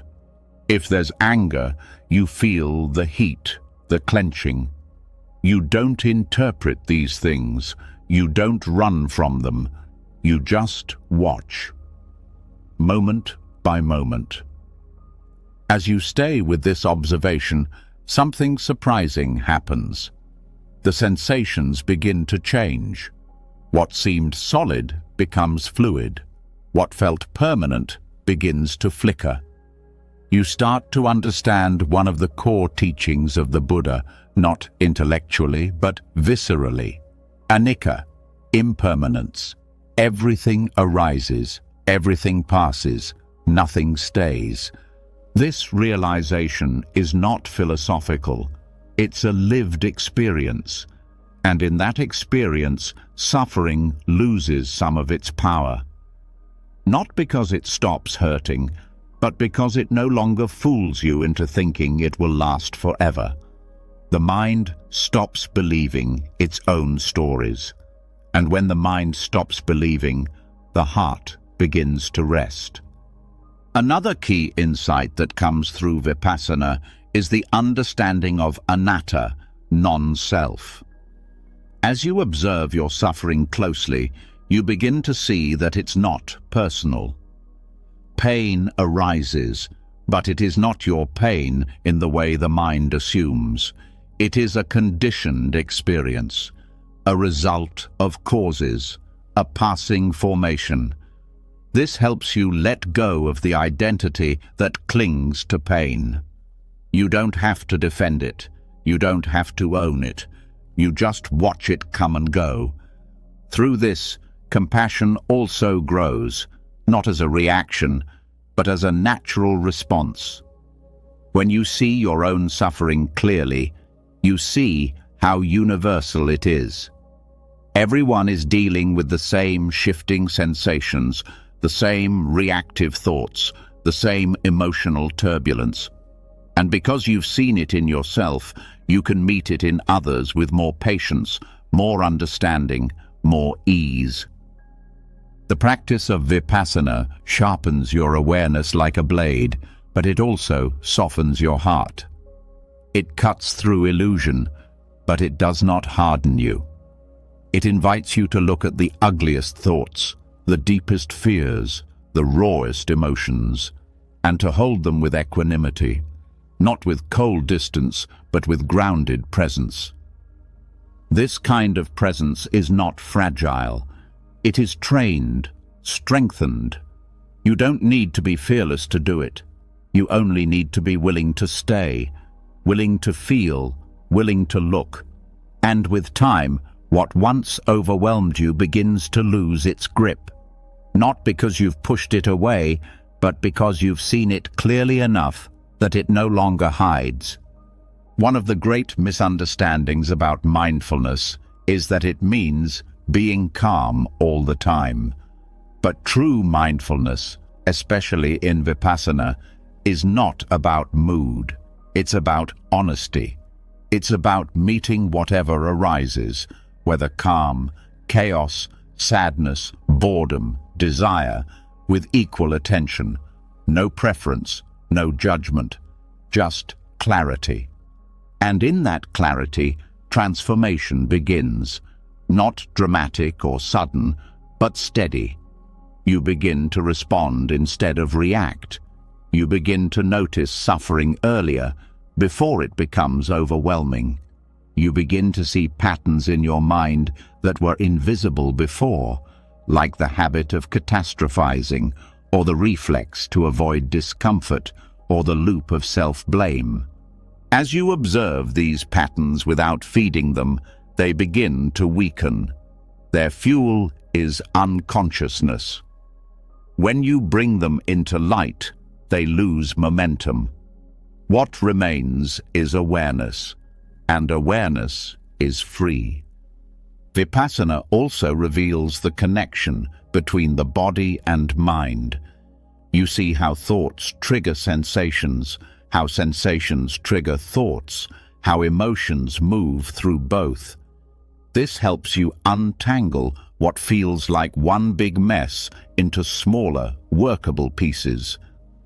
It turns a storm into a series of drops, each one manageable, each one impermanent. This process doesn't require special conditions. You don't need to retreat to a cave or escape your responsibilities. Vipassana can be practiced anywhere, in traffic, in a conversation, while doing dishes. It is a way of living, not a special event. It asks only one thing: attention, full, present attention.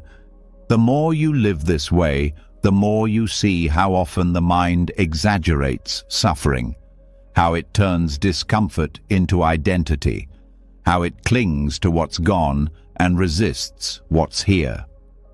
Vipassana reveals these habits, not to shame them, but to free you from them, to show you that suffering is not always what it seems. That much of it is optional. This does not mean pain goes away. It means you stop amplifying it. You stop layering it with fear, with projection, with resistance. You let it be what it is, and nothing more. And that simple act changes everything. Over time, your mind becomes more stable, your emotions more balanced, your relationships more honest. Not because you've controlled anything, but because you've seen everything more clearly. And that clarity, born of attention, becomes your guide. In the depths of this practice, insight arises. Not just insights about pain, but about life itself. You begin to see the nature of reality, not as a concept, but as a direct experience. You feel the constant change. You witness the absence of solid ground. And instead of fear, you feel freedom, because you no longer need things to be fixed. You can ride the waves, not drown in them. This freedom is not flashy, it's quiet.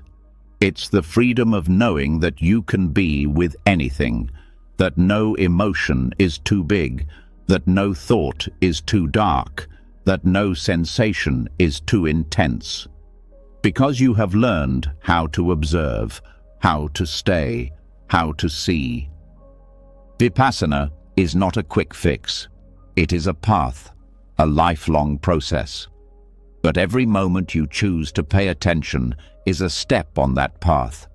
Every breath you watch, every feeling you allow, every thought you see and release, each one is a step toward liberation. Not from life, but into it. Because in the end, that is what mindfulness reveals. That the mind doesn't need to be fought. That pain doesn't need to be feared. That experience, even when difficult, is workable. And that awareness, simple, bare, present awareness, is the most powerful tool you have. It's always available, always waiting, just one breath away. And through it, even the deepest suffering can be seen clearly, understood deeply, met fully, and transformed completely.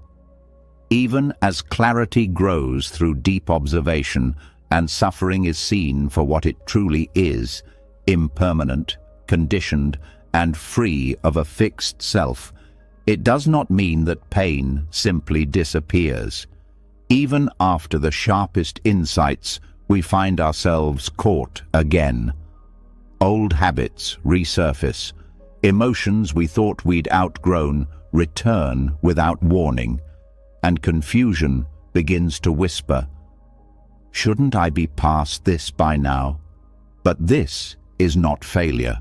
This is the path unfolding in a shape far more honest than a straight line. It moves in curves, in spirals, in returns that carry depth rather than defeat. The cycle of samsara, this continuous round of craving, clinging, birth, and becoming, is not a prison because it repeats. It is a prison when we mistake repetition for stagnation. In truth, the spiral of suffering is not static.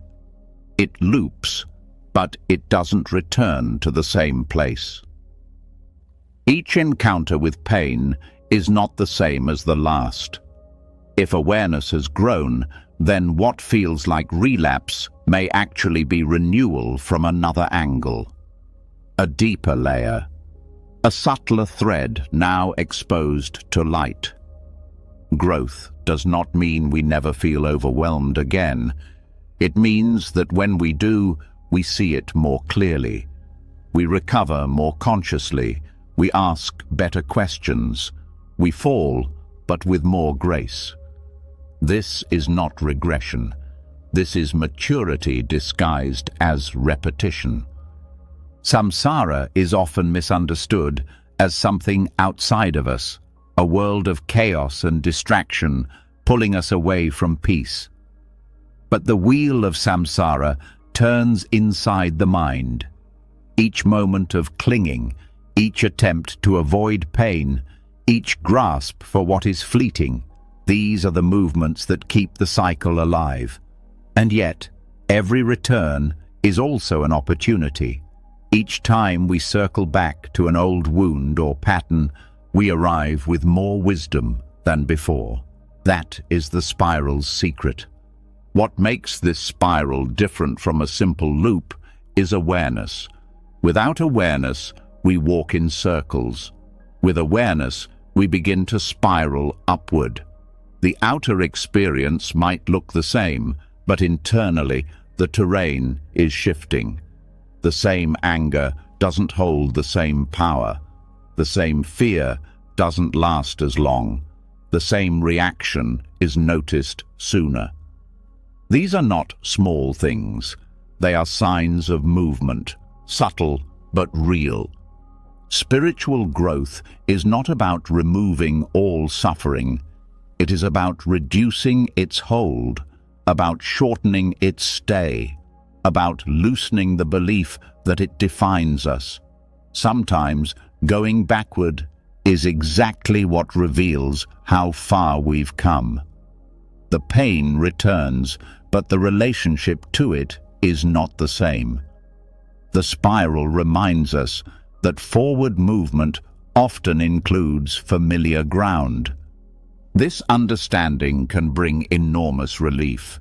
It softens the judgment we place on ourselves when we repeat a mistake, when we react from old patterns, when we feel lost again. Instead of concluding, "I haven't changed," we begin to ask, "What am I seeing now that I couldn't before?" And in that question, something shifts. The Buddhist path doesn't promise an escape from samsara by bypassing the human experience. It offers a path through it, with eyes open, and that path winds, it doubles back, it dips before it rises. This is not a flaw in the design, it is how depth is created. A spiral moves closer to the center with each turn, and that center is not outside us. It is the quiet, undisturbed awareness that never changes, even as everything else does. This inner stillness is what we begin to trust, not as a concept, but as a felt experience. The more we spiral inward, the more we realize that we are not the the storm. We are the space in which it passes. And so, even when the mind repeats its old songs, we are less tempted to dance to them. We can watch them come, watch them go, and remain rooted. This rooting is not dramatic. It's not made of big breakthroughs. It's made of small moments of remembering. Each time we pause before reacting, each time we breathe through discomfort, each time we forgive ourselves. These are steps forward, even if the path feels familiar. There is also something deeply humbling about spiraling. It teaches us not to cling to any state, not even to clarity, because even insight can become another attachment if we think it guarantees immunity from future pain. The spiral brings us back again and again to the truth that awakening is not a destination. It is an ongoing unfolding. And the unfolding doesn't happen in perfect order.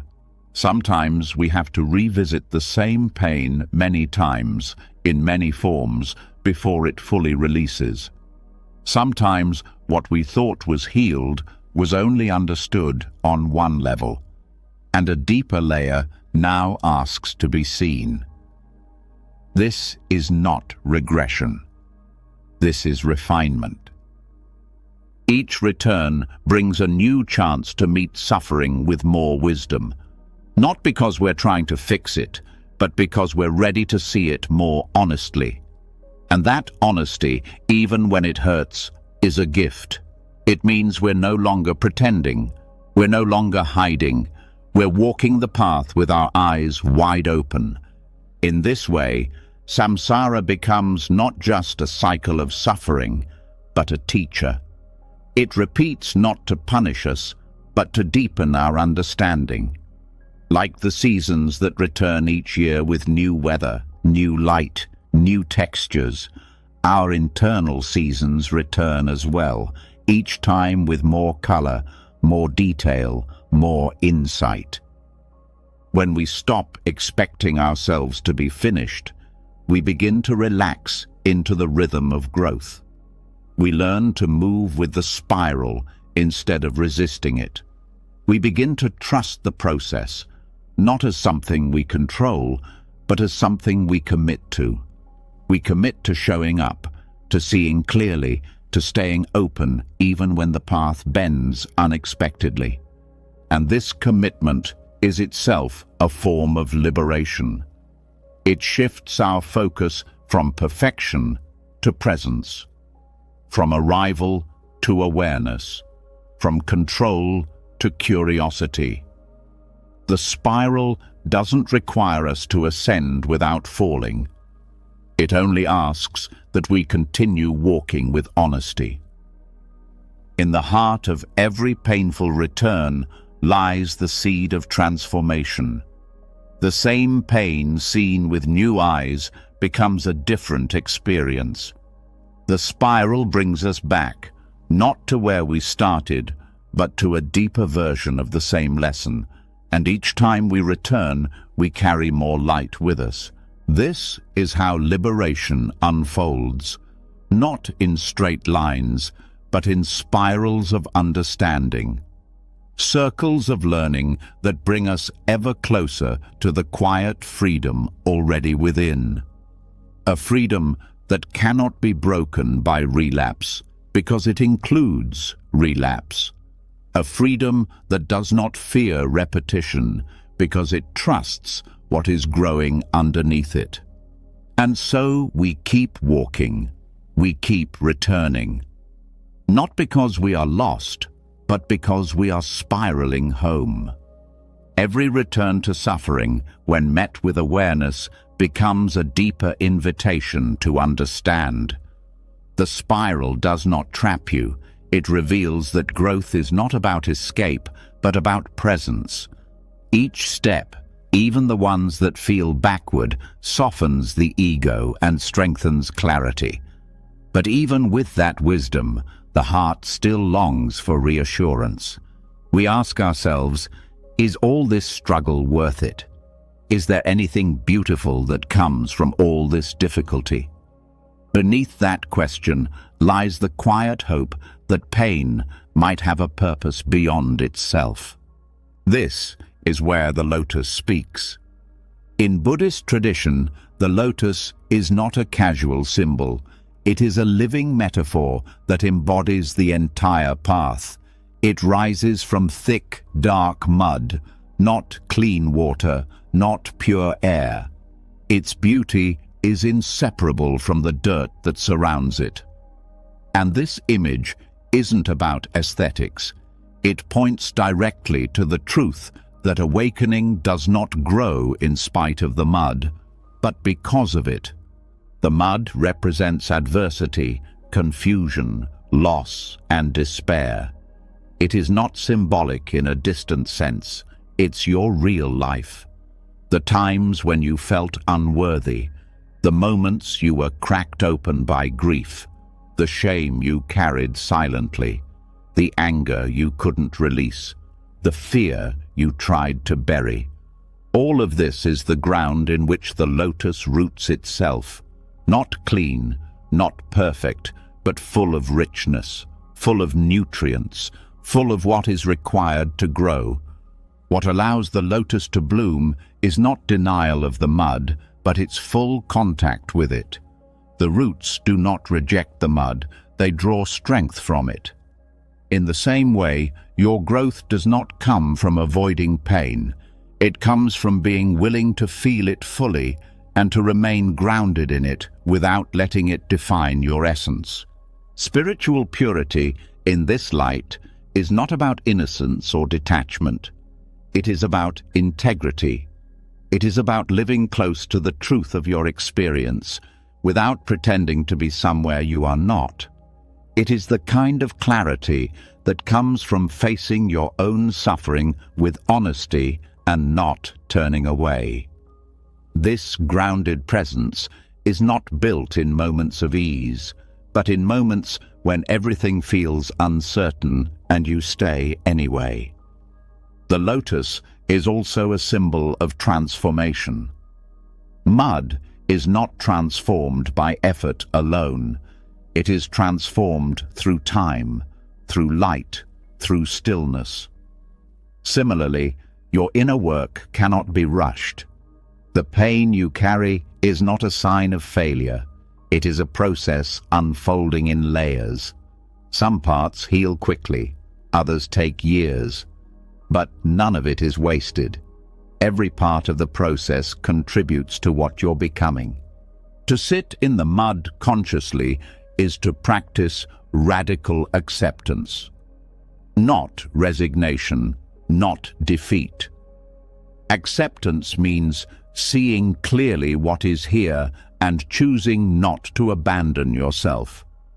When you do this, something extraordinary begins to happen. You start to feel less ashamed of the mud.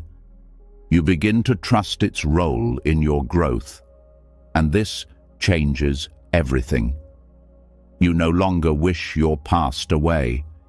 You no longer resent the depth of your wounds. You begin to see that your softness, your insight, your capacity to love, all of it was shaped in the mud. The strength of the lotus is not just in its beauty, it is in its resilience. It rises because it is rooted. This is what spiritual strength looks like, not a rigid shield, but a flexible steadiness. You bend, but do not break. You are affected, but not destroyed. You suffer, but you do not turn bitter. That resilience is what transforms adversity into wisdom. In meditation, you may find that the most powerful shifts come not during the quietest moments, but during the most turbulent ones. When you stay with a painful emotion instead of fleeing, when you sit with restlessness and do not move, when you hold grief in your chest and breathe with it instead of collapsing, these moments become like the stem of the lotus, rising upward even through resistance. They build a kind of unshakable compassion that does not depend on conditions. There's a kind of humility that emerges from the mud. It dissolves arrogance. It reminds you that everyone suffers, that no one is above the mess of life, that even your highest aspirations are rooted in very human struggles. This humility is not weakness. It is the foundation of real connection. It allows you to walk through the world without needing to be better than anyone. Just real, just present, just aware that we are all walking through the same muddy ground in our own ways. This awareness opens the door to compassion, not just toward others, but toward yourself. You stop criticizing your setbacks. You stop demanding that you always rise clean. You allow yourself to be human, and in doing so, you become more available to others. You no longer need to fix them. You simply stay with them. You understand that pain doesn't always need solutions.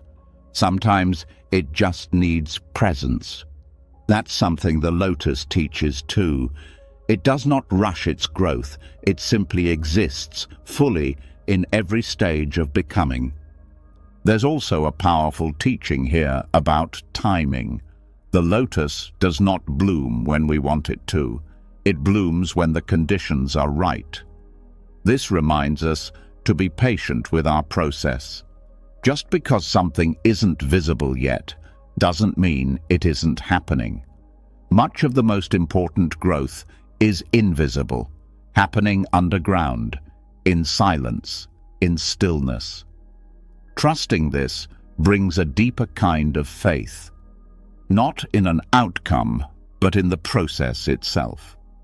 In practice, this means meeting each experience, joyful or painful, with presence and kindness. Not waiting for conditions to improve before you become open, but remaining open because conditions are difficult. This is the essence of the lotus. It does not avoid the mud. It emerges from it with grace. You may find that some of the most painful parts of your journey eventually become your greatest sources of compassion. What once hurt you deeply now allows you to feel others more fully. Your pain becomes a bridge, a point of contact, a silent connection that requires no explanation. This is not an accident. It is the natural result of presence. When you stay with your suffering instead of running from it, it teaches you things that comfort never could. The purity of the lotus is not a rejection of pain, but a refinement of it. It is not untouched by the world. It is shaped by it. And so are you. You are not less spiritual because you struggle. You are not further from awakening because your past is complex. You are not broken because you feel deeply. These are not signs of distance from the path. They are the path. What matters most is not whether your life is clean, but whether you are willing to remain present with whatever it brings. Whether you can hold sorrow with kindness, whether you can meet failure with honesty, whether you can stay open even when every part of you wants to close. This is what turns mud into soil. This is what allows the lotus to bloom, not by removing the dirt, but by transforming your relationship to it. So the next time life feels heavy, or messy, or unclear, remember that this too is part of your unfolding. That the pressure you feel may be what strengthens your roots. That the confusion you face may be what teaches you stillness. That the pain you carry may be the very thing that prepares you to bloom. And that bloom, when it comes, will not make you better than others. It will make you more human, more whole, more grounded in the truth that beauty and difficulty are never separate.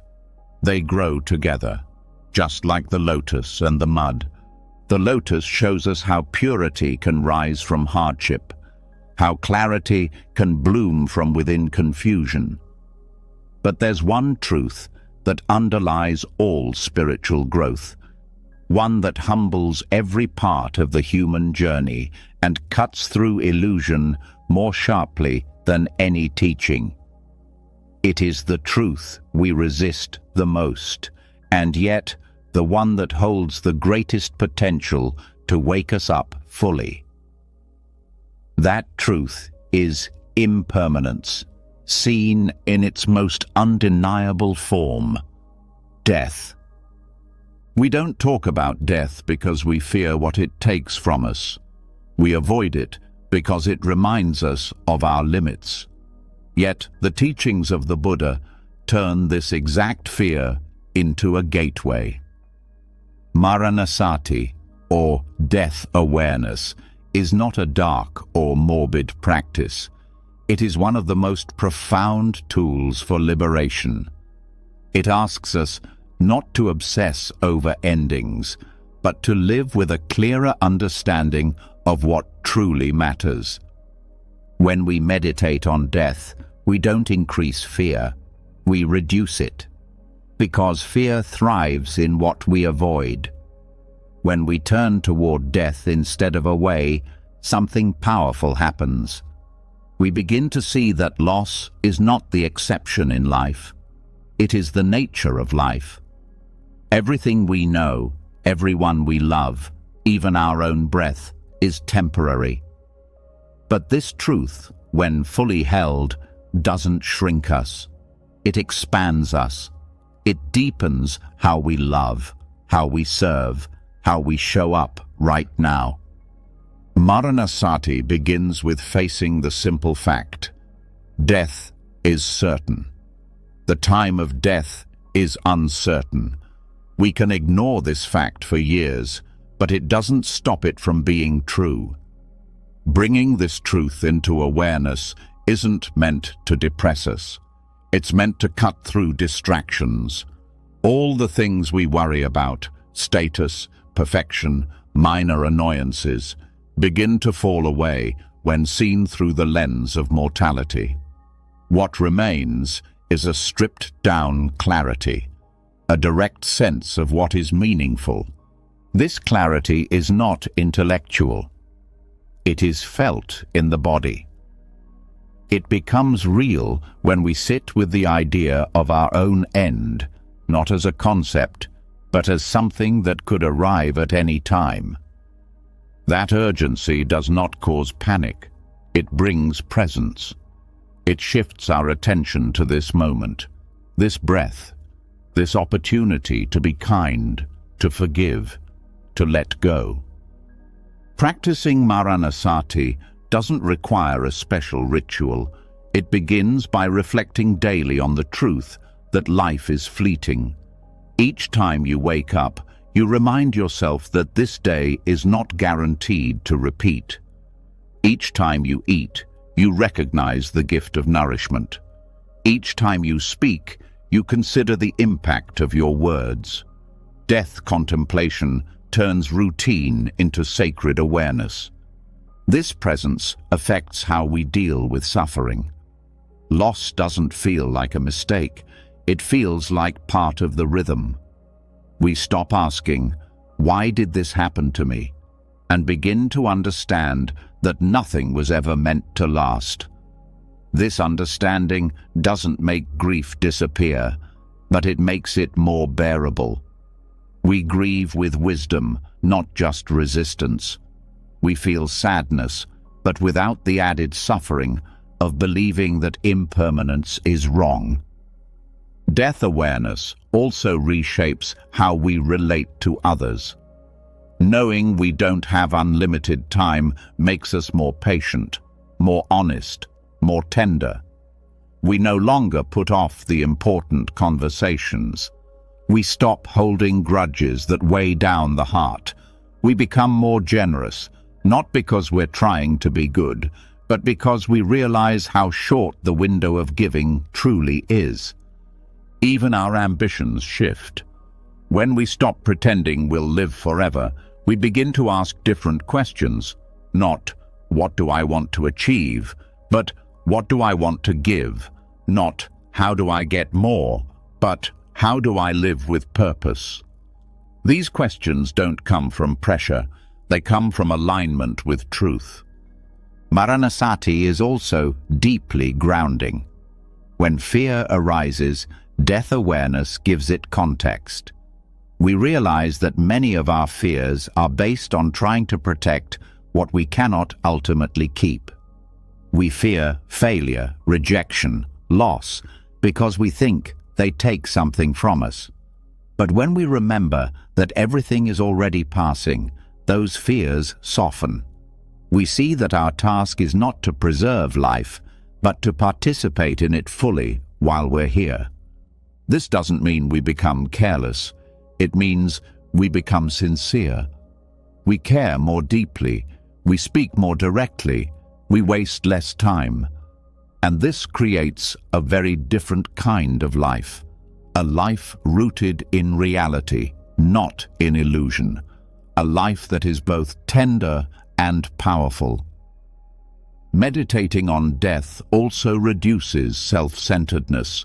It reminds us that we are part of something larger, that we belong to the same cycle as everyone else. No one escapes impermanence. This makes us more humble, more connected, more able to hold others in their pain because we know that we are not separate from it. There is also a surprising peace that comes from facing death directly. When we stop pretending it won't happen, we begin to live with less attachment. We start to release the grip on how things should be. We stop needing life to follow our exact plans, and in that surrender, we find space. The pressure lifts, the mind calms. Some practitioners even report that regular contemplation of death removes the background anxiety they didn't know they were carrying. Because so much of our tension comes from resisting this one truth. Once we stop resisting it, life becomes simpler, not easier, but more aligned. This simplicity doesn't mean we give up goals. It means we hold them differently. We stop trying to secure the future and start using the present with care. Every day becomes a field of practice. Every conversation a chance to deepen connection. Every breath a reminder. This could be the last, and that makes it precious. Maranasati is not about obsessing over endings. It is about recognizing beginnings. Each moment fully lived is a kind of rebirth.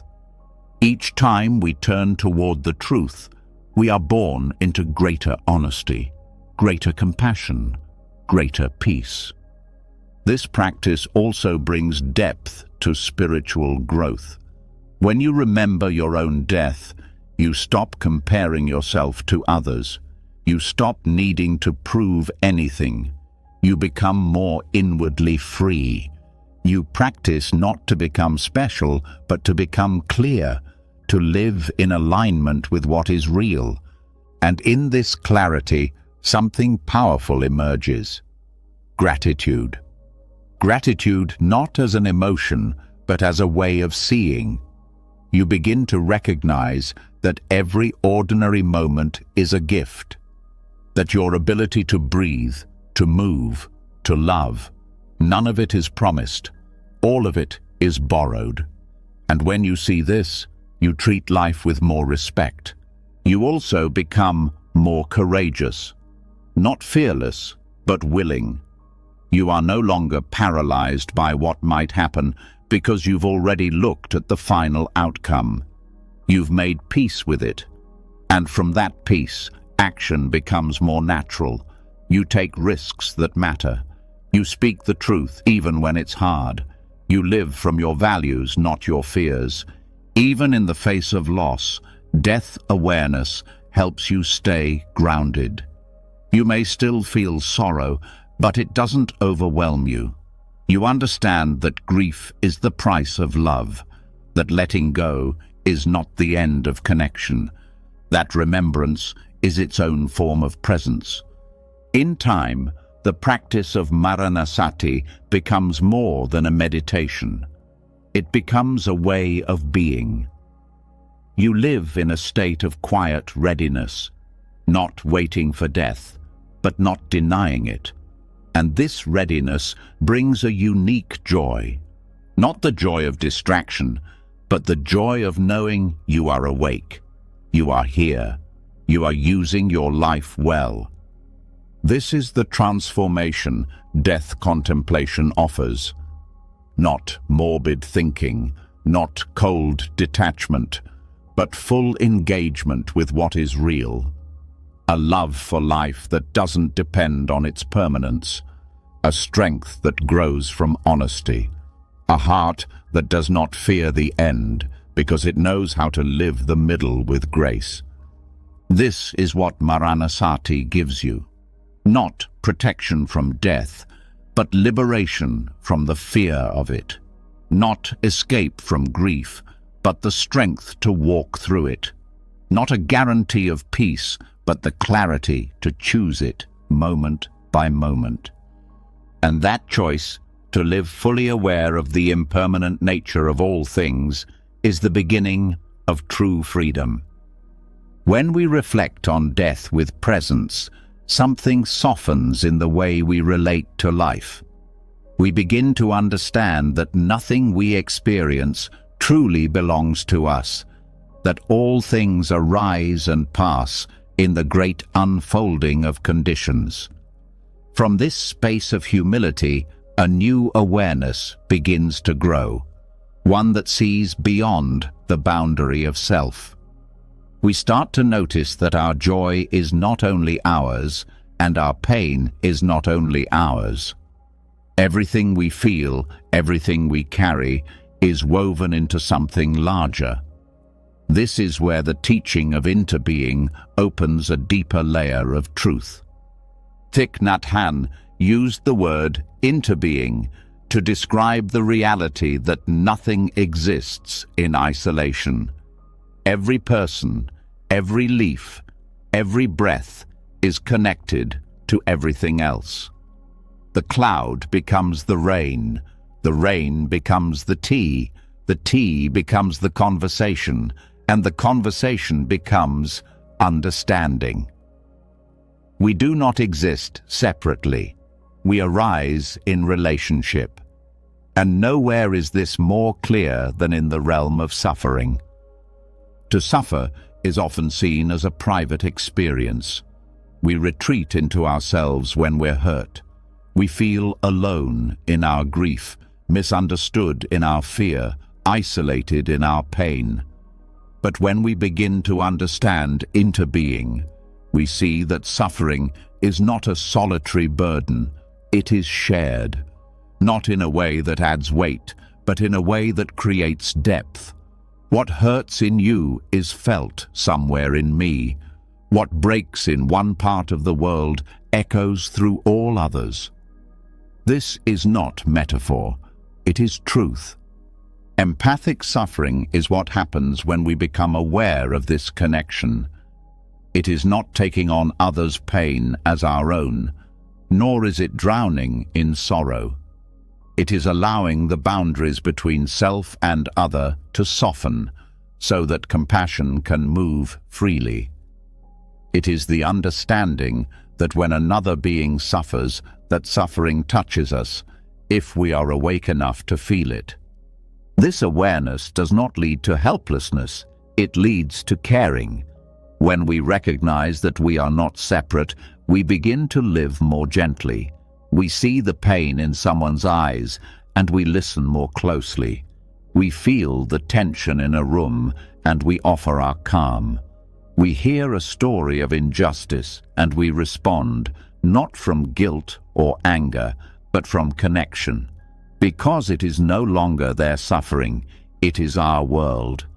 The practice of interbeing invites us to feel deeply without shutting down, to witness suffering in others without being consumed by it. This requires balance. If we resist, we disconnect. If we cling, we collapse.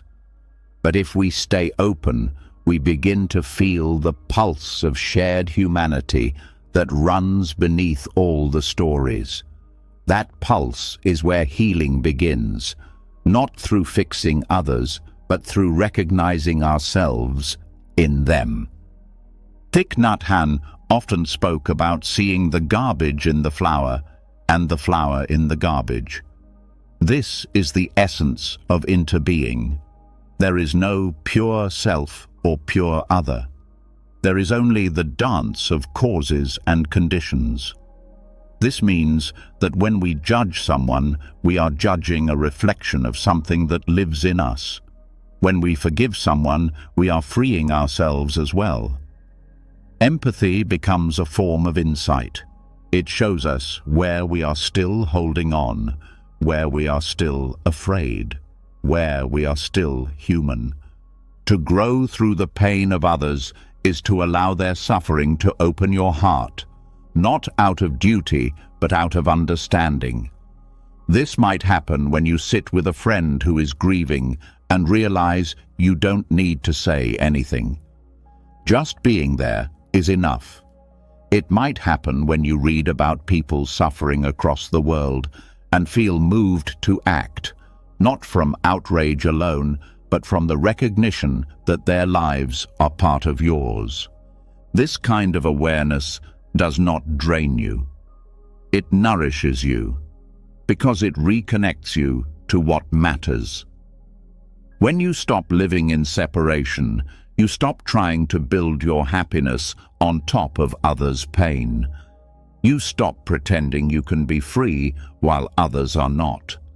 And that changes the choices you make, how you spend your time, what you support, what you stand for. Empathic suffering teaches you that pain is not something to be feared or avoided. It is something to be felt with wisdom. The pain of others becomes a mirror that shows you the capacity of your heart.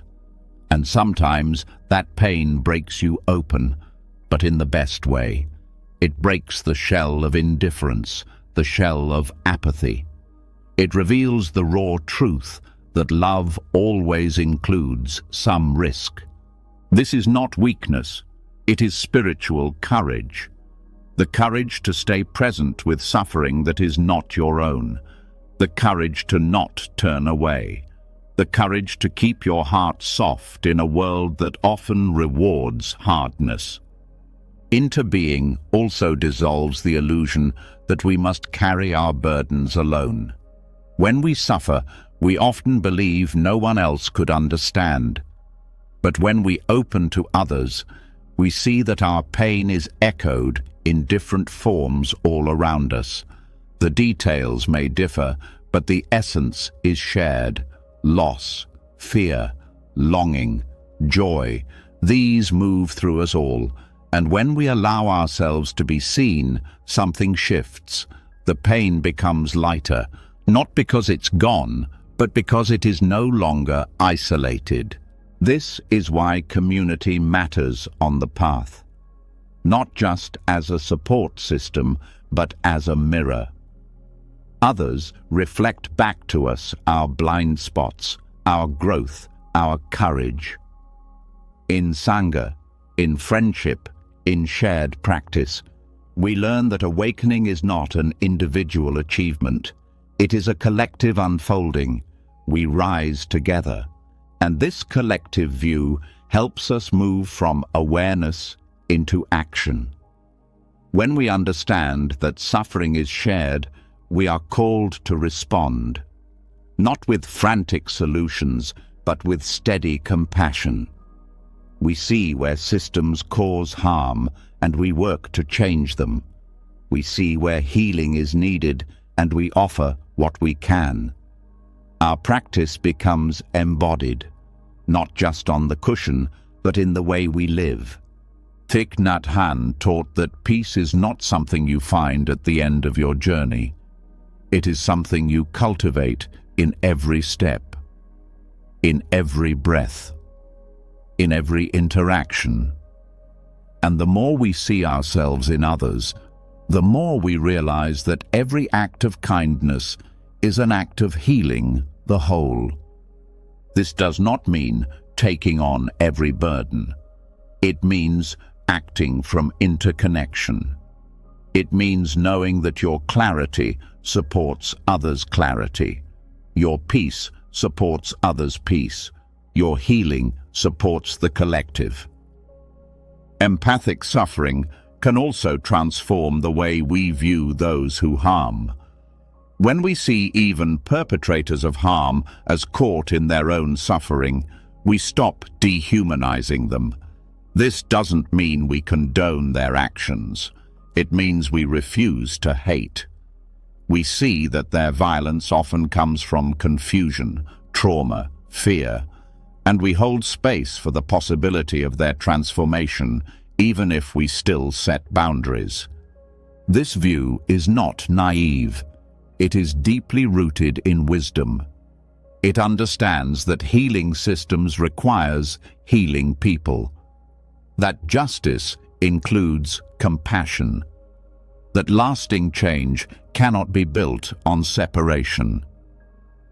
In your own life, this awareness might show up in small ways. Choosing to listen more than speak. Offering patience when someone lashes out. Practicing forgiveness not because it's easy, but because you understand the pain behind the action. These are not grand gestures, but they change the field around you. They create the conditions for healing to spread. And healing is contagious. Just like suffering spreads through unawareness, healing spreads through presence, through empathy, through connection.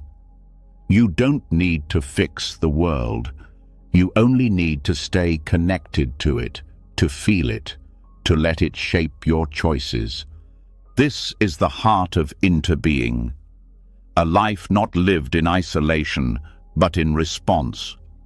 A spirituality not built on escape, but on return. Return to each other. Return to what binds us. Return to what sets us free. Together.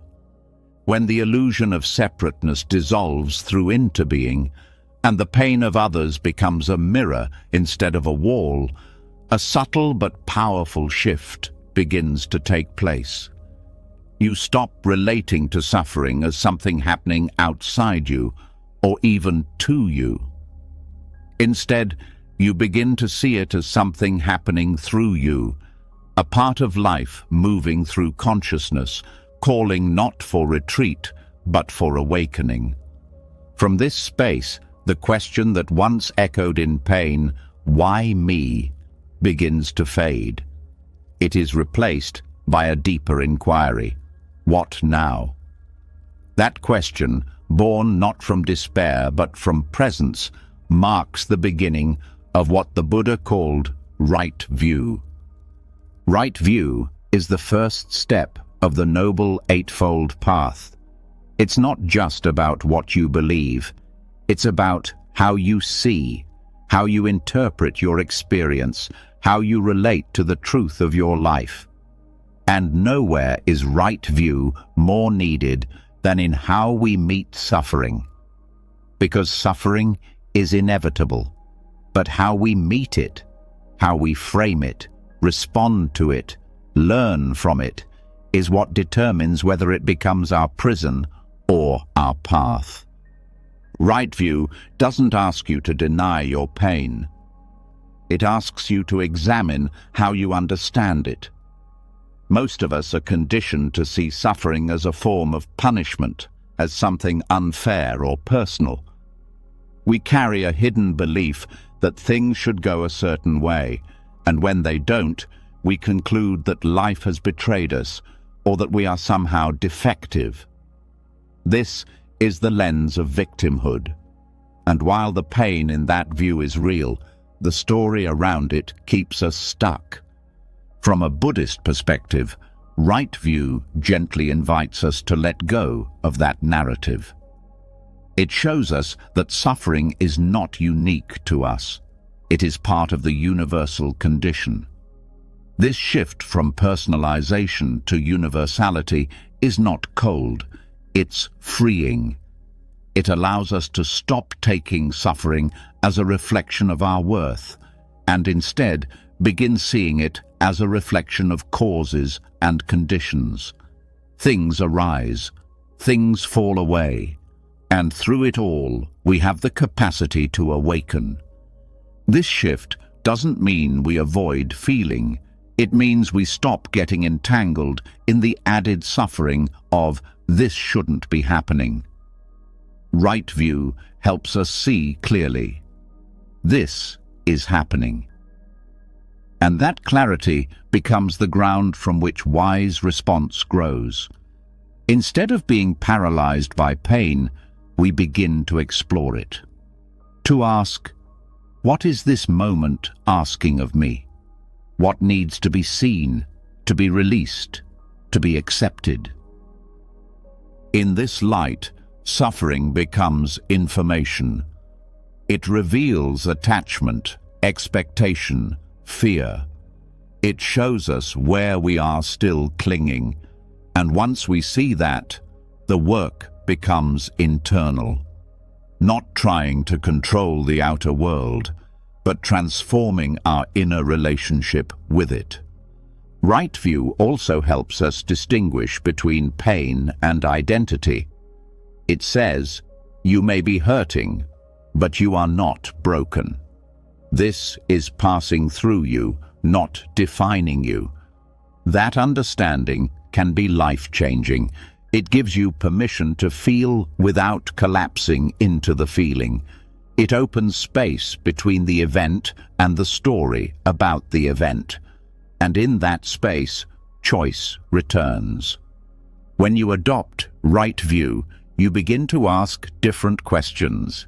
You stop demanding that life be easy and start asking how to meet difficulty with wisdom. You stop needing to be rescued and start practicing resilience. You stop asking, when will this end? And start exploring, how can this deepen me? None of this means becoming passive. On the contrary, right view is active. It requires attention, curiosity, and the willingness to let go of familiar but painful beliefs. It invites you to stand in the middle of discomfort without needing to label yourself as a victim or a failure. It reminds you that suffering is not a detour. It is part of the path. In meditation, this view becomes especially clear. When pain arises, whether physical or emotional, you can observe how the mind adds resistance. Thoughts like, "This is too much," "I can't handle this," or "Why is this happening again?" intensify the suffering. But when you drop into direct awareness, when you feel the pain without the commentary, it becomes more workable. You can breathe with it. You can let it move. You can notice how it shifts. This is the essence of right view in practice, meeting each moment as it is, not as the mind wants it to be. Right view is not an endpoint. It is a foundation. It shapes how you see everything, from your internal struggles to your relationships, your past, and even your spiritual aspirations. When you see suffering as fertile ground for growth, rather than as proof of failure, your whole orientation changes. You become more compassionate with yourself. You become more patient with others. You stop needing life to validate you and start using life as a mirror for awakening. This shift also redefines success. Success is no longer about control, avoidance, or accumulation. It becomes about presence, clarity, and alignment with truth. It becomes about showing up fully in whatever life brings, not because it's easy, but because you know this is where the real work happens. Right view also encourages humility. It helps you let go of the idea that you should have everything figured out. It teaches you that confusion, struggle, and doubt are part of the unfolding, that you're not supposed to be above your suffering, you're supposed to be present with it. And from that presence, wisdom arises naturally. This presence brings new depth to compassion. You no longer see others' pain as separate from your own. You stop judging how people carry their wounds and start recognizing the courage it takes to face them at all. Your empathy deepens, your patience expands, and your heart becomes more inclusive. This is how right view leads to liberation, not by removing difficulty, but by changing how you hold it, by transforming suffering from an obstacle into a teacher, by helping you see that every painful moment is an opportunity to step out of the cycle of reactivity and into the clarity of awareness. And from that awareness, a quiet strength begins to grow.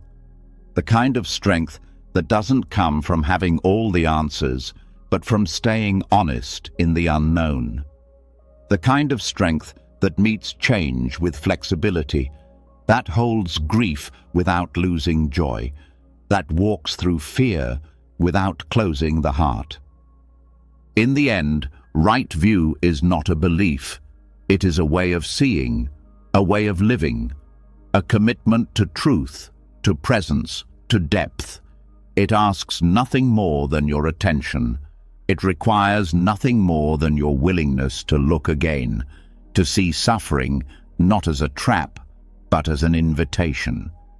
And when you accept that invitation, something begins to shift, not just in your mind, but in the way you move through the world. You become more rooted, more awake, more free. Not because life has changed, but because you have. Because you've stopped asking, "Why me?" and started asking, "What now?" That simple shift is the doorway. And through it, a different kind of life begins. Not one without pain, but one illuminated by wisdom. A life where every moment becomes a step on the path, and every hardship becomes a call to see more clearly, feel more fully, and love more deeply. When the view becomes clear, and suffering is no longer seen as a punishment, but as a path, the next step is to ask with sincerity, what exactly is it that suffers? If there is no fixed self, no unchanging identity at the center of our experience, then where does pain land? Where does it move? What is it that feels? This question, when explored with depth, leads to one of the Buddha's most precise teachings, the 5 aggregates, or skandhas. This is not theory for its own sake. It is a map of direct experience, one that shows how pain arises, how it takes shape, and how it begins to dissolve when we see it clearly. The 5 aggregates are the components of what we usually call the self. They are not separate from us, nor do they make up a solid identity. Instead, they are the flowing processes that come together moment by moment to create the illusion of a unified me. When we suffer, it is these aggregates that interact. When we awaken, it is these same aggregates that become transparent. The first aggregate is form, rupa. This is the physical body, the material aspect of experience. It includes the body itself and the objects that come into contact with it, sights, sounds, smells, tastes, and touches. When pain shows up physically, tightness in the chest, aching limbs, a pounding heart, it is in the realm of form. This aggregate does not act alone. it responds to and influences all the others. The second aggregate is feeling, Vedana. This refers not to emotion, but to the basic tone of each experience, pleasant, unpleasant, or neutral. Every moment of contact between form and consciousness has a feeling tone. When pain arises, it is usually felt as unpleasant. This tone triggers reactions, especially when we are unconscious of it. We chase what is pleasant and resist what is unpleasant, often without realizing that this chasing and resisting adds an extra layer of suffering. Vedana is subtle but powerful. It is the spark that often ignites craving or aversion. The third aggregate is perception, Sanya. This is the process of recognizing and labeling. It is how we know that the thing in front of us is a chair, a face, a memory, a threat. Perception helps us organize experience, but it can also be shaped by past conditioning. When we experience pain, perception quickly assigns meaning. This is bad. This means I'm weak. This always happens to me. These labels strengthen the identity around pain, but when we see perception as a process, we start to question it. We realize we don't have to believe everything our mind names as truth. The fourth aggregate is mental formations, Sankhara. This includes all the volitional elements of mind, thoughts, intentions, habits, emotions, and reactions. This is where karma begins to form. Our repeated responses to pain, our conditioned narratives, the stories we tell ourselves, all live here. When pain arises and a thought like, "I can't take this anymore," follows, that's a mental formation. These are not just reactions, they are patterns that shape how we meet experience. They are also trainable. When seen clearly, they can be redirected. Compassion can replace judgment. Curiosity can replace fear. But that shift begins with awareness. The fifth aggregate is consciousness, Vijnana. This is the knowing faculty. It is not a self, but the awareness that arises in response to experience. There is visual consciousness, auditory consciousness, and so on, each one dependent on contact. Consciousness is not a thing we possess. It is an ongoing interaction between the mind and the object of attention. When pain arises, consciousness knows it. When mindfulness is present, consciousness includes that knowing in a broader field of awareness, reducing identification. Consciousness by itself is not the problem. The problem comes when we take its contents as permanent or personal. Together, these 5 aggregates weave the tapestry of suffering, not because they are flawed, but because we misunderstand them. We grasp at form as if the body won't change. We chase pleasant feeling and flee unpleasant feeling. We believe perception is always accurate. We let mental formations run automatically. We mistake consciousness for a permanent observer. And all the while, we call this tangle me. But when we slow down and examine experience through the lens of the aggregates, a different picture appears. We see that pain is not one solid block. It is a dynamic interplay, a shifting dance, a process, not a prison. This recognition doesn't erase pain, but it removes the extra suffering caused by misidentification. This breakdown is especially useful in meditation. When discomfort arises, we can ask, What is actually happening right now? Is it a physical sensation, a judgment, a memory, an emotional reaction? Where does it begin and end? What tone does it carry? How does the mind respond? These questions turn suffering into something we can investigate. They transform the experience from a wall into a doorway. Using the aggregates as tools, we begin to develop discernment. We stop treating pain as a single enemy and start seeing it as a complex event with many moving parts. This helps us intervene more wisely. If the problem is an unhelpful perception, we can question it. If the issue is clinging to pleasant feelings, we can soften. If the suffering is rooted in old mental habits, we can retrain the mind. The aggregates don't give us easy answers, but they give us clarity. And clarity is the beginning of freedom. This freedom grows over time. As we practice seeing the aggregates in daily life, we become less reactive.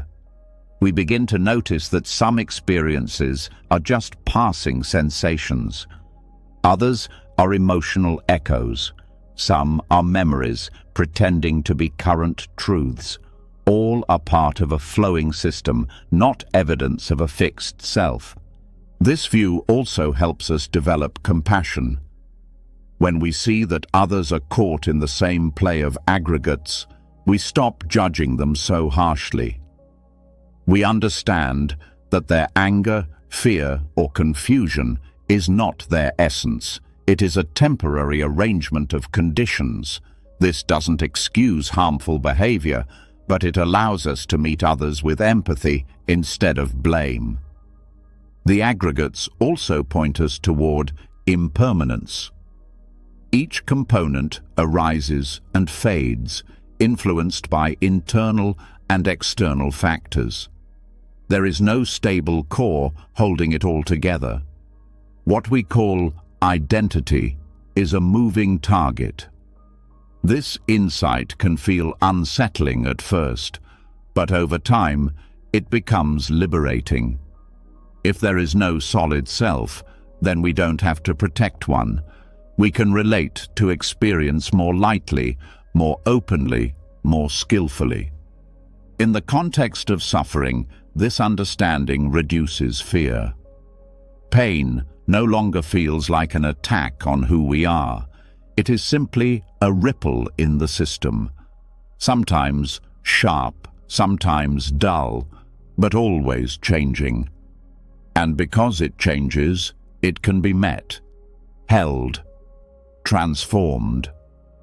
This doesn't make us indifferent. It makes us wise. We stop chasing false solutions and start practicing presence. We stop resisting reality and start working with it. This is what the Buddha meant when he spoke of understanding suffering. Not analyzing it endlessly, but seeing its components clearly. Seeing that what suffers is not a fixed self, but a conditioned process. And that process, while complex, is not unmanageable. It is workable. It can be observed, trained, and supported by mindfulness, compassion, and understanding. The more we see the aggregates in real time, the more we untangle the web of reactivity. We create space. We reconnect to awareness. We discover that the pain is not personal, even when it feels intimate. So, the next time suffering arises, pause. Look closer. Ask not just, why is this happening? But, what is this made of? What part of the mind is reacting? What part of the body is speaking? What beliefs are active? What memories are resurfacing? This gentle inquiry is not just mental, it is experiential. It brings suffering into the light of awareness, where transformation begins. In this light, suffering is no longer the enemy. It becomes a messenger, a teacher, a doorway to deeper seeing. Not of who you are as a static self, but of what you are as a living process, fluid, impermanent, and full of potential for awakening. When we break suffering down through the 5 aggregates, we discover there is no singular self that suffers, only patterns of interaction, conditions coming together and falling apart. This understanding offers us more than insight. It gives us space. But space alone is not enough. There is still something deeper that keeps pain active even after we recognize its components. That something is clinging. We do not suffer simply because there is discomfort. We suffer because we hold it tightly. We resist it, define ourselves by it, or grasp at its opposite. And what fuels this holding is fire, craving, aversion, and ignorance. To reach true peace, that fire must go out. This is where the path turns toward nirvana. Nirvana is often misunderstood as a distant goal, a kind of spiritual reward or mystical place. But the Buddha's teaching offers something more immediate and grounded. Nirvana means extinguishment, not of life, but of the fire within that burns us from the inside. It is the cooling of the flame that fuels endless suffering. Not the elimination of experience, but the end of grasping.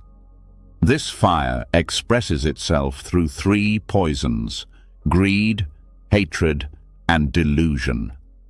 These are not abstract concepts. They are felt every time we crave what is not here, reject what is present, or misunderstand what we are. They keep the cycle of reactivity alive. Greed pulls us toward what we think will complete us. Hatred pushes away what threatens our comfort. Delusion clouds the clarity that would free us. As long as these fires burn, even the most beautiful moment is shadowed by fear and attachment. Letting go is not a single act. It is the consistent practice of non-attachment, not indifference, but a wise release. To let go is to stop feeding the flames. It does not mean avoiding emotion or experience. It means meeting every moment without needing it to become something else. Letting go begins when we stop demanding permanence in a world built on change. This does not happen through willpower alone. It happens through understanding. When we see deeply that everything we cling to is impermanent, unreliable, and ultimately not self, the grip weakens. We begin to notice how every craving carries with it a seed of suffering. The tighter we hold, the more it hurts when life moves, as it always will. Pain cannot be eliminated by force, but it can be held without possession. And in that holding, we find something radical: freedom. Not freedom from discomfort, but freedom from identification with it. This is nirvana, not the absence of experience, but the absence of burning. One of the most powerful realizations on this path is that the problem is not pain, but resistance. Pain arises. It is part of being human. But when we resist pain, fear it, or build identity around it, we trap ourselves in a cycle that keeps it alive long after the cause has passed. Letting go means no longer believing that our peace depends on controlling pain. It means trusting that peace is available even in the middle of difficulty if we stop feeding the story around it. This freedom is not cold or distant. It is the deepest form of intimacy with life. It means we meet joy without clinging, sorrow without despair, change without panic. We respond instead of react. We relate without grasping. We love without possession. This kind of living is not numb, it is fully awake. The path to nirvana moves through fire, not around it. We don't reach freedom by escaping the world or bypassing what's hard. We walk through it with awareness. We allow the fire to burn away illusion, pride, and false hope. What remains is not emptiness in the hollow sense, but emptiness of clinging. That is spaciousness, not void. It is clarity, not absence. In meditation, we can observe how quickly the fire is reignited. A sound, a thought, a memory. Suddenly the mind is off chasing, resisting, fantasizing, or regretting. Each of these is a spark. But with mindfulness, we begin to see them clearly. We stop throwing fuel. We rest in the flame without adding to it.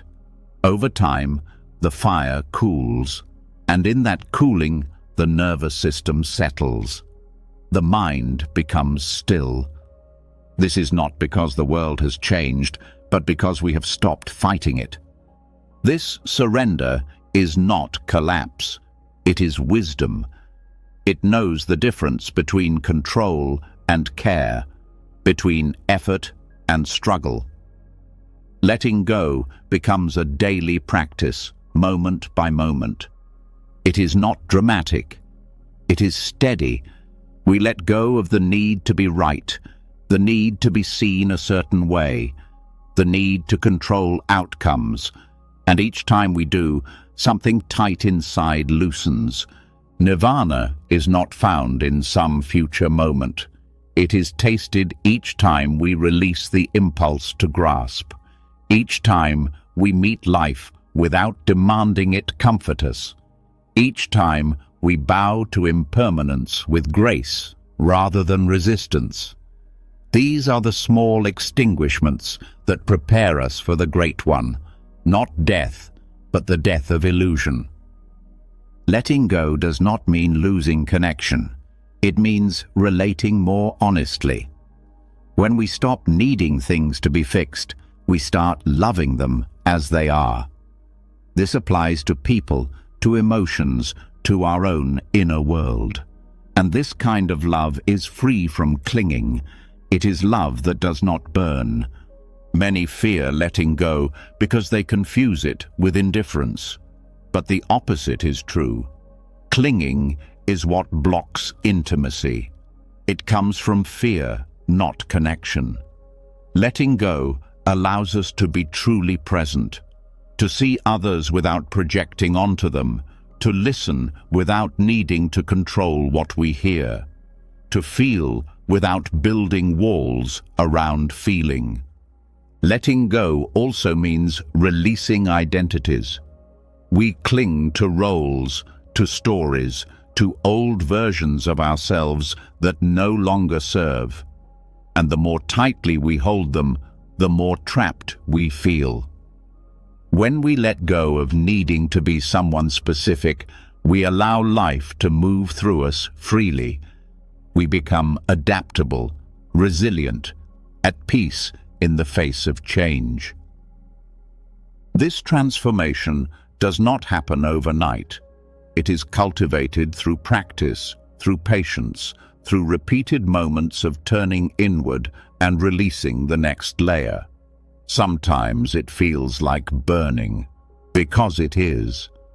The fire consumes what is no longer needed, but it does not destroy us. It refines us. It reveals what cannot be burned, awareness itself. Awareness is what remains when the fire goes out. It is not dependent on pleasure or pain.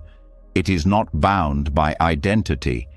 It is simply here, spacious, still, and clear. This is what we return to again and again. This is the heart of nirvana. Not something we gain, but something we uncover by letting go.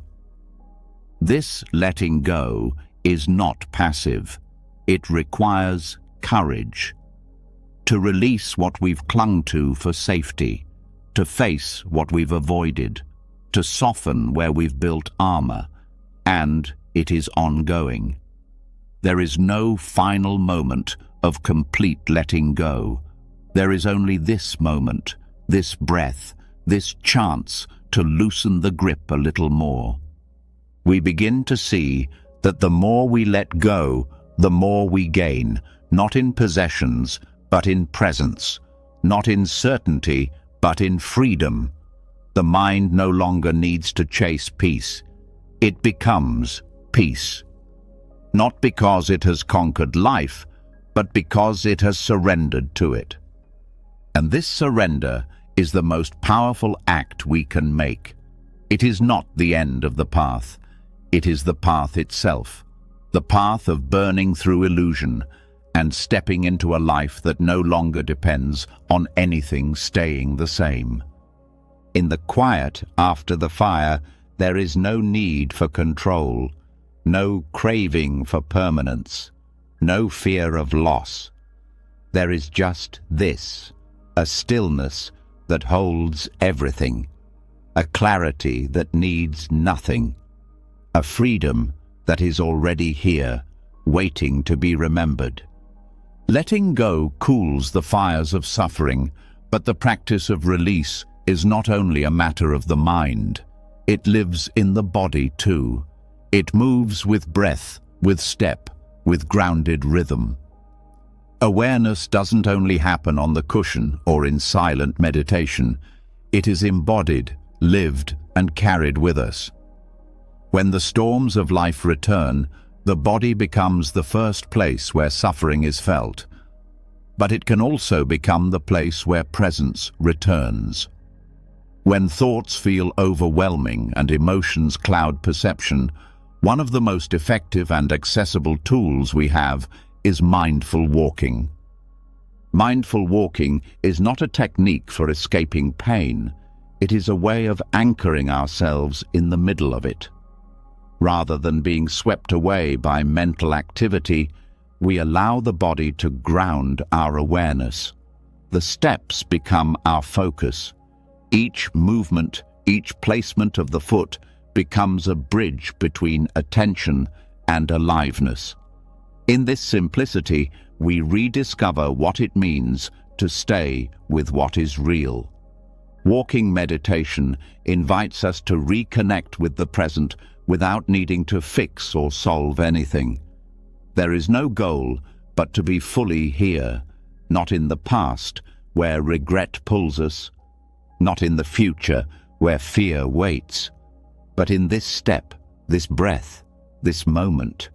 As we bring our attention into the movement, suffering no longer overwhelms us. It becomes part of the rhythm. We carry it, not with resistance, but with care. The practice is straightforward but powerful. We walk slowly, deliberately. We place each foot on the ground with awareness. We feel the heel touch, then the ball of the foot, then the toes. We breathe. We notice sensations. We soften the shoulders, loosen the jaw, and let the arms move naturally. If thoughts arise, we don't follow them. We return to the next step. If emotions arise, we allow them to be felt, but we stay anchored in the body. The path is not to suppress, but to stay rooted. This physical movement brings us out of abstraction. Suffering often grows in the mind because it feeds on stories. What happened? What could have happened? What might happen? Walking brings us back to what is actually happening. The body becomes a compass. It points us away from spirals of thought and into the immediate experience of now. Suffering that lives in the chest or stomach can feel overwhelming when we sit still. But when we move, we allow energy to flow. We give space for what hurts. We do not try to explain it. We just carry it with our breath, step by step. This is not escape. It is contact with reality in a way that does not drown us. In mindful walking, we learn that we do not need to rush. We do not need to arrive anywhere. The very act of walking with awareness becomes a form of healing. Each step becomes a statement. I am here.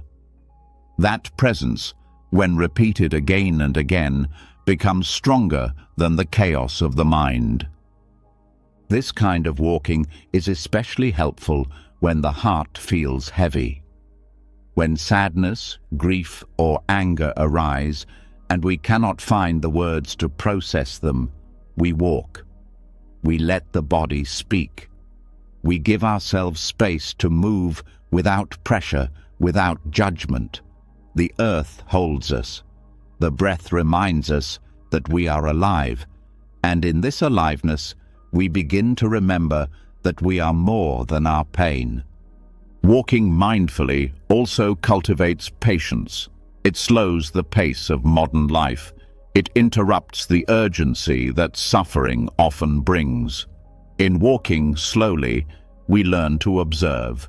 We notice how thoughts rise and pass, how tension builds and releases, how the breath anchors us again and again.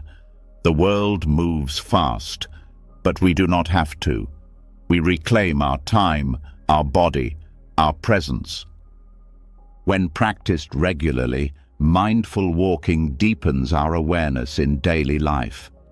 It teaches us to bring attention into movement, not just in formal practice, but in everyday activity. Walking to the store becomes a meditation. Moving through a hallway becomes an opportunity to ground. We stop waiting for quiet moments to practice presence. We carry presence with us wherever we go. Walking meditation also teaches balance.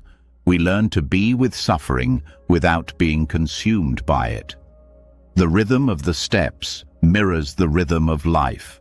Ups and downs, tension and release, stillness and movement. As we learn to walk with suffering, we learn to walk through life, with steadiness, with grace, with a heart that is open, not because it avoids pain, but because it knows how to hold it. In this practice, the body becomes a teacher. It shows us what is needed. When we listen closely, we begin to understand when to rest, when to move, when to breathe more deeply, when to pause. This self-awareness becomes the foundation of resilience. We no longer abandon ourselves in times of stress. We return to the body. We return to the ground beneath our feet. Walking also reminds us of our connection to the earth. Each step is supported. Each movement is held by something greater. In a world that often feels unstable, this is a quiet reassurance. The ground does not ask us to be perfect. It asks only that we arrive fully, that we trust its presence, that we meet it with each step. Mindful walking can be practiced anywhere. In nature, it deepens our relationship to the living world. In the city, it slows the rush of modern life. In a room, it reconnects us to space. We don't need a forest or silence to begin. We only need intention and attention. Wherever we are, the steps can begin. The benefits of walking mindfully extend beyond the moments we are on our feet. Over time, it changes how we face challenges. When difficulty arises, we are less likely to react from panic. We remember the steps, the breath, the body. We know how to ground ourselves, and this grounding becomes a refuge, a place we can return to when everything else feels unstable. This refuge is not built from escape.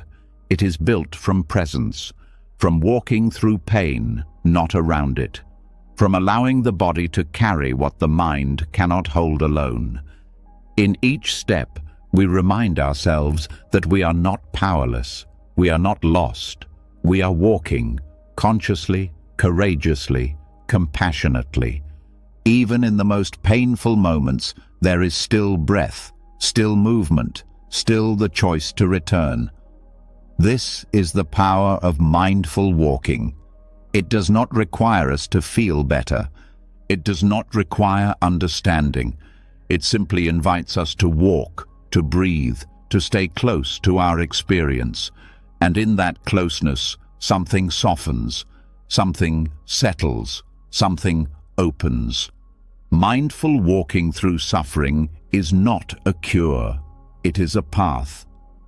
A way to be with what is difficult without losing ourselves in it. A way to bring the mind home to the body. A way to remember that every step taken in awareness is a step toward freedom. Not freedom from pain, but freedom within it.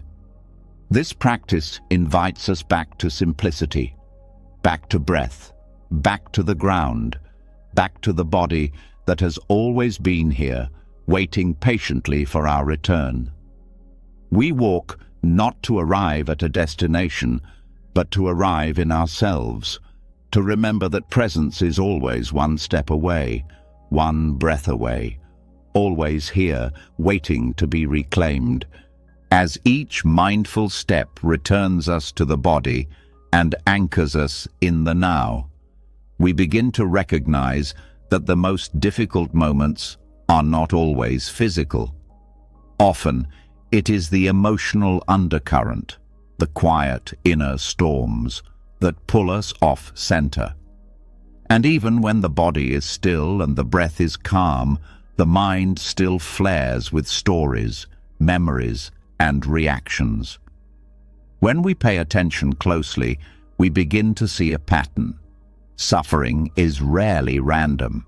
It arises in familiar shapes, triggered by similar situations, resurfacing again and again. These emotional responses, far from meaningless, are mirrors. They reflect something deeper, hidden beliefs, wounded identities, unresolved ideas of who we think we are. Suffering becomes a mirror through which the ego sees itself. When unpleasant emotions arise, we often try to move past them quickly.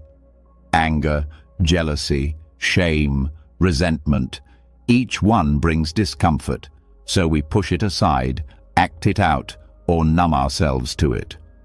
But in Buddhist practice, these very emotions are not to be dismissed. They are doorways. They point directly to where our sense of self is tight, where it is fragile, where it is defending something it doesn't want to lose.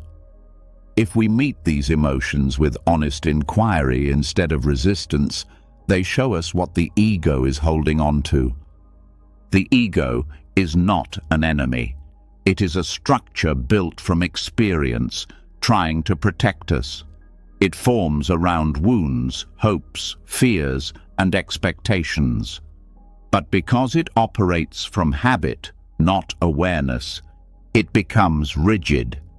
It builds walls instead of windows. And when life challenges those walls, when someone disrespects us, when a plan falls apart, when we're not seen the way we want to be, the emotional response is not just about the moment. It is about the self-image we have constructed being threatened. Each time pain arises, we can pause and ask, what part of me feels exposed right now? What belief is being challenged? What expectation is going unmet? These questions do not come from judgment. They come from curiosity. They help us turn toward the pain, not to fix it instantly, but to understand it. This understanding is not intellectual. It is felt in the body, sensed in the breath, observed in the mind. It requires presence, not analysis. For example, if someone ignores us and we feel a wave of hurt, the suffering is not just about their behavior. It reflects something internal, perhaps a need to be valued, an old feeling of invisibility, or a story that says love must always look a certain way. The pain points us to a belief the ego carries: I am only worthy if I am seen. This belief is not the problem. It is the hiding of it that causes suffering. Once seen, it can be questioned, and once questioned, it begins to loosen. The mirror of suffering is not always clear. Sometimes it takes repeated patterns to begin to see what is being reflected. When similar emotional reactions appear in different relationships or situations, it signals something unresolved inside. We may blame the external world, but the repetition reveals that the root is within us. This is not blame. It is empowerment. It means we are not helpless. We can explore the patterns and uncover what lies beneath. This exploration is not about erasing the ego. It is about softening its grip, about seeing where it has taken center stage and quietly, gently asking it to step aside. The self that suffers is usually the self that clings. It clings to ideas of how things should be, how we should be seen, how others should behave. These ideas, when unexamined, become traps, but when brought into awareness, they become teachings. One powerful practice is simply to sit with the unpleasant without needing to fix it. To feel the anger or sadness or fear and say, "This too is part of me." To ask, what is this emotion trying to protect? What identity is it trying to uphold? The answers do not come immediately, but the act of asking shifts our relationship with suffering. We no longer see it as something to escape. We begin to understand that it is showing us where healing is needed. Suffering also reveals the parts of the self that still seek external validation. When we feel small, overlooked, rejected, we can trace the pain back to a desire to be confirmed from the outside. The ego craves affirmation because it doubts its own value. But when this pattern is seen clearly, something else opens, a more grounded sense of worth that does not rely on the reactions of others. Unpleasant emotions also reflect our internal conflicts. Sometimes the pain arises not because of what someone did, but because of how it clashes with how we want to see ourselves. If we pride ourselves on being calm and then feel rage, the ego reacts to the perceived contradiction. I'm not supposed to feel this. The suffering is not just the anger. It is the judgment of the anger. When we hold on to a fixed self-image, any deviation from it becomes a threat. But when we allow ourselves to be human, to hold the full range of emotions with kindness, the ego softens. It begins to see that identity can be flexible, that it is safe to feel. Emotional pain also points to our unspoken rules. The mind has many conditions. If they love me, they will act like this. If I'm a good person, I shouldn't feel that. If I succeed, then I'll be free. Each rule creates a fragile structure. When life violates the rule, the structure cracks and suffering pours in. But the pain is not proof of failure. It is a reflection of the conditional thinking we've inherited. Seeing this clearly allows us to rewrite the rules, to live with fewer conditions and more openness. the mirror of suffering is also a mirror of compassion. When we see our own patterns, our own blind spots, our own clinging, we become more forgiving of others. We realize that everyone carries wounds, that everyone is trying to protect something. And from this realization, judgment softens. We stop reacting and start understanding. This doesn't mean we accept harmful behavior, but we stop personalizing it. We see the shared humanity beneath the surface. As we continue this inner inquiry, suffering becomes less of a burden and more of a guide. Each time we feel hurt, instead of spiraling into self-pity or blame, we pause, we breathe. We ask, what is this pain pointing to? What am I being invited to see? This question does not always bring comfort. Sometimes it brings tears, but it always brings us closer to truth. That truth is not found in the story. It is found beneath the story. In the raw, unfiltered feeling, in the vulnerable place where the ego no longer knows what to do. That place is not weakness. It is the edge of awakening. When we stop defending and start feeling, something opens. We meet ourselves not as an idea, but as presence. This presence is where healing begins, not by becoming someone different, but by seeing clearly what has always been here, covered, defended, protected. The pain reveals what is ready to be seen, and once seen, it no longer controls us. It becomes part of the unfolding, a layer of identity that falls away. Suffering, when used as a mirror, becomes sacred. It shows us where we are still asleep, where the ego is still holding on, and each time we look with honesty, we grow more free. Not by force, but by understanding, by presence, by the willingness to meet what is difficult without turning away. In this way, suffering is no longer the enemy. It becomes a friend who speaks hard truths, a teacher who guides without comfort, a mirror that reflects not what we want to see, but what we need to see.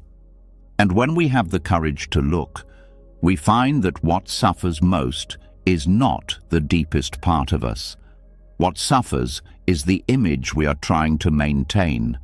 What hurts is the story we are afraid to let go of. But beneath that story is something stronger, something still, something free. And that is what the mirror always points back to, our true nature, waiting quietly behind every layer we are ready to release. When suffering is seen as a mirror, reflecting the hidden architecture of the ego, we come face to face with parts of ourselves that we've long avoided. There's a raw honesty in this kind of seeing, one that strips away illusions and leaves us standing in the uncertainty of not knowing who we are without those layers.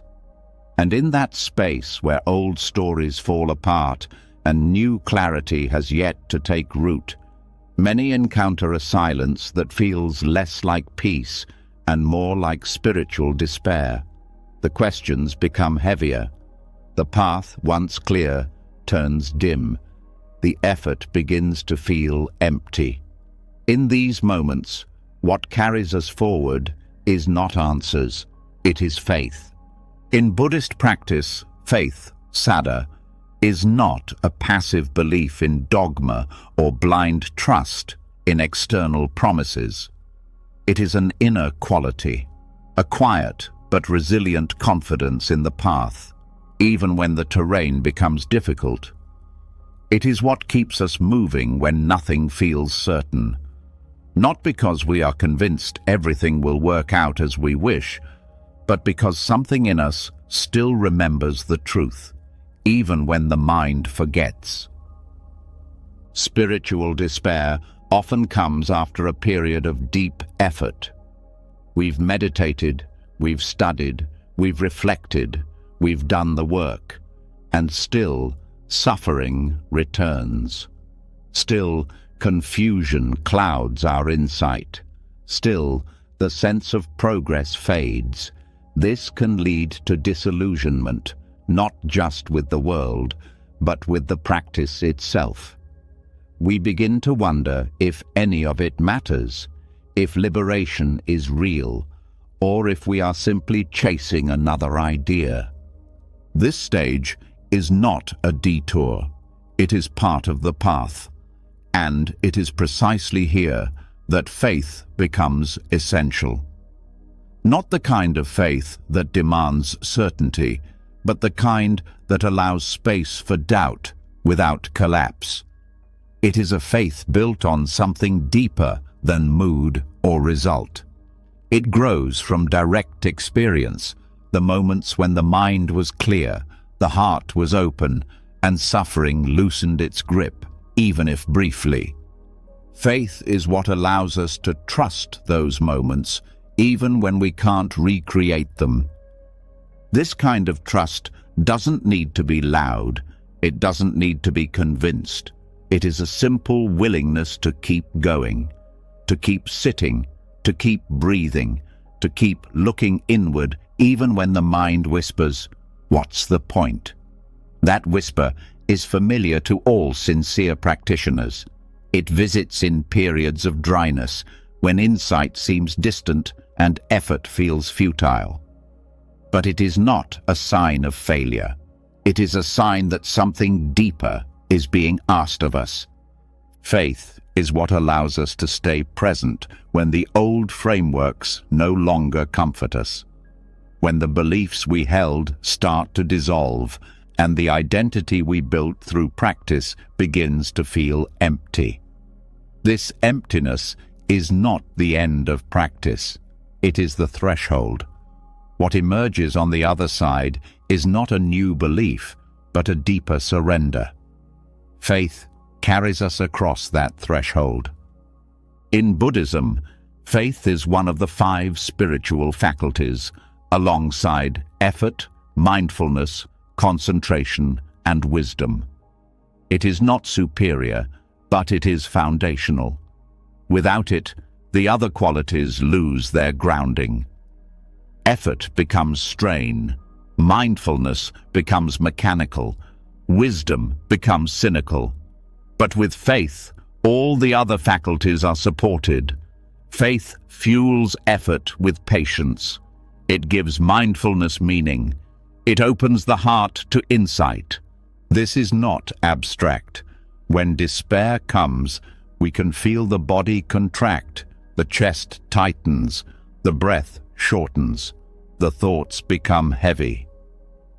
In these moments, faith can be as simple as placing a hand on the heart and saying, "I don't know what's next, but I will stay with this." Not because we know where it leads, but because we trust the practice of staying. Faith also grows through remembering, reflecting on the lineage of teachers and practitioners who walked this path before us, many of whom also faced doubt, despair, and confusion. Their perseverance is part of what sustains us. It reminds us that what we are experiencing is not personal. It is human.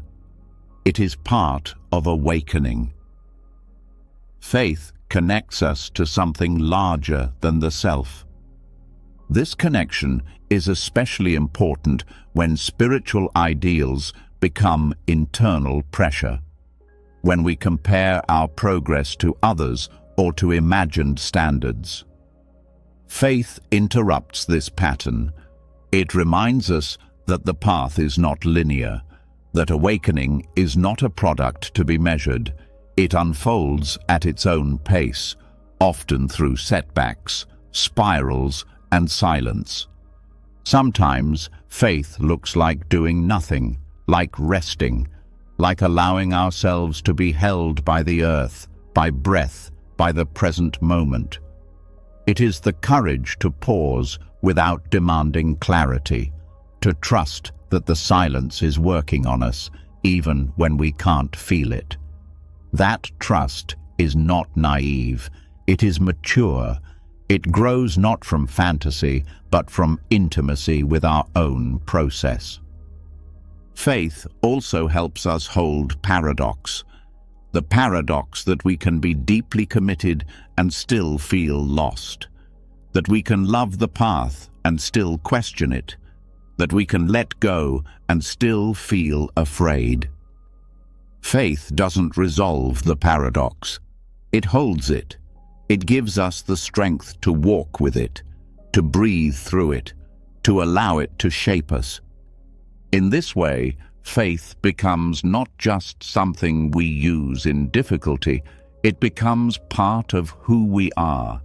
It becomes the thread that weaves through every stage of practice, not clinging, not certainty, but an open-hearted willingness to continue, to meet life as it is, with humility, to trust that even when the way feels hidden, something in us knows how to take the next step.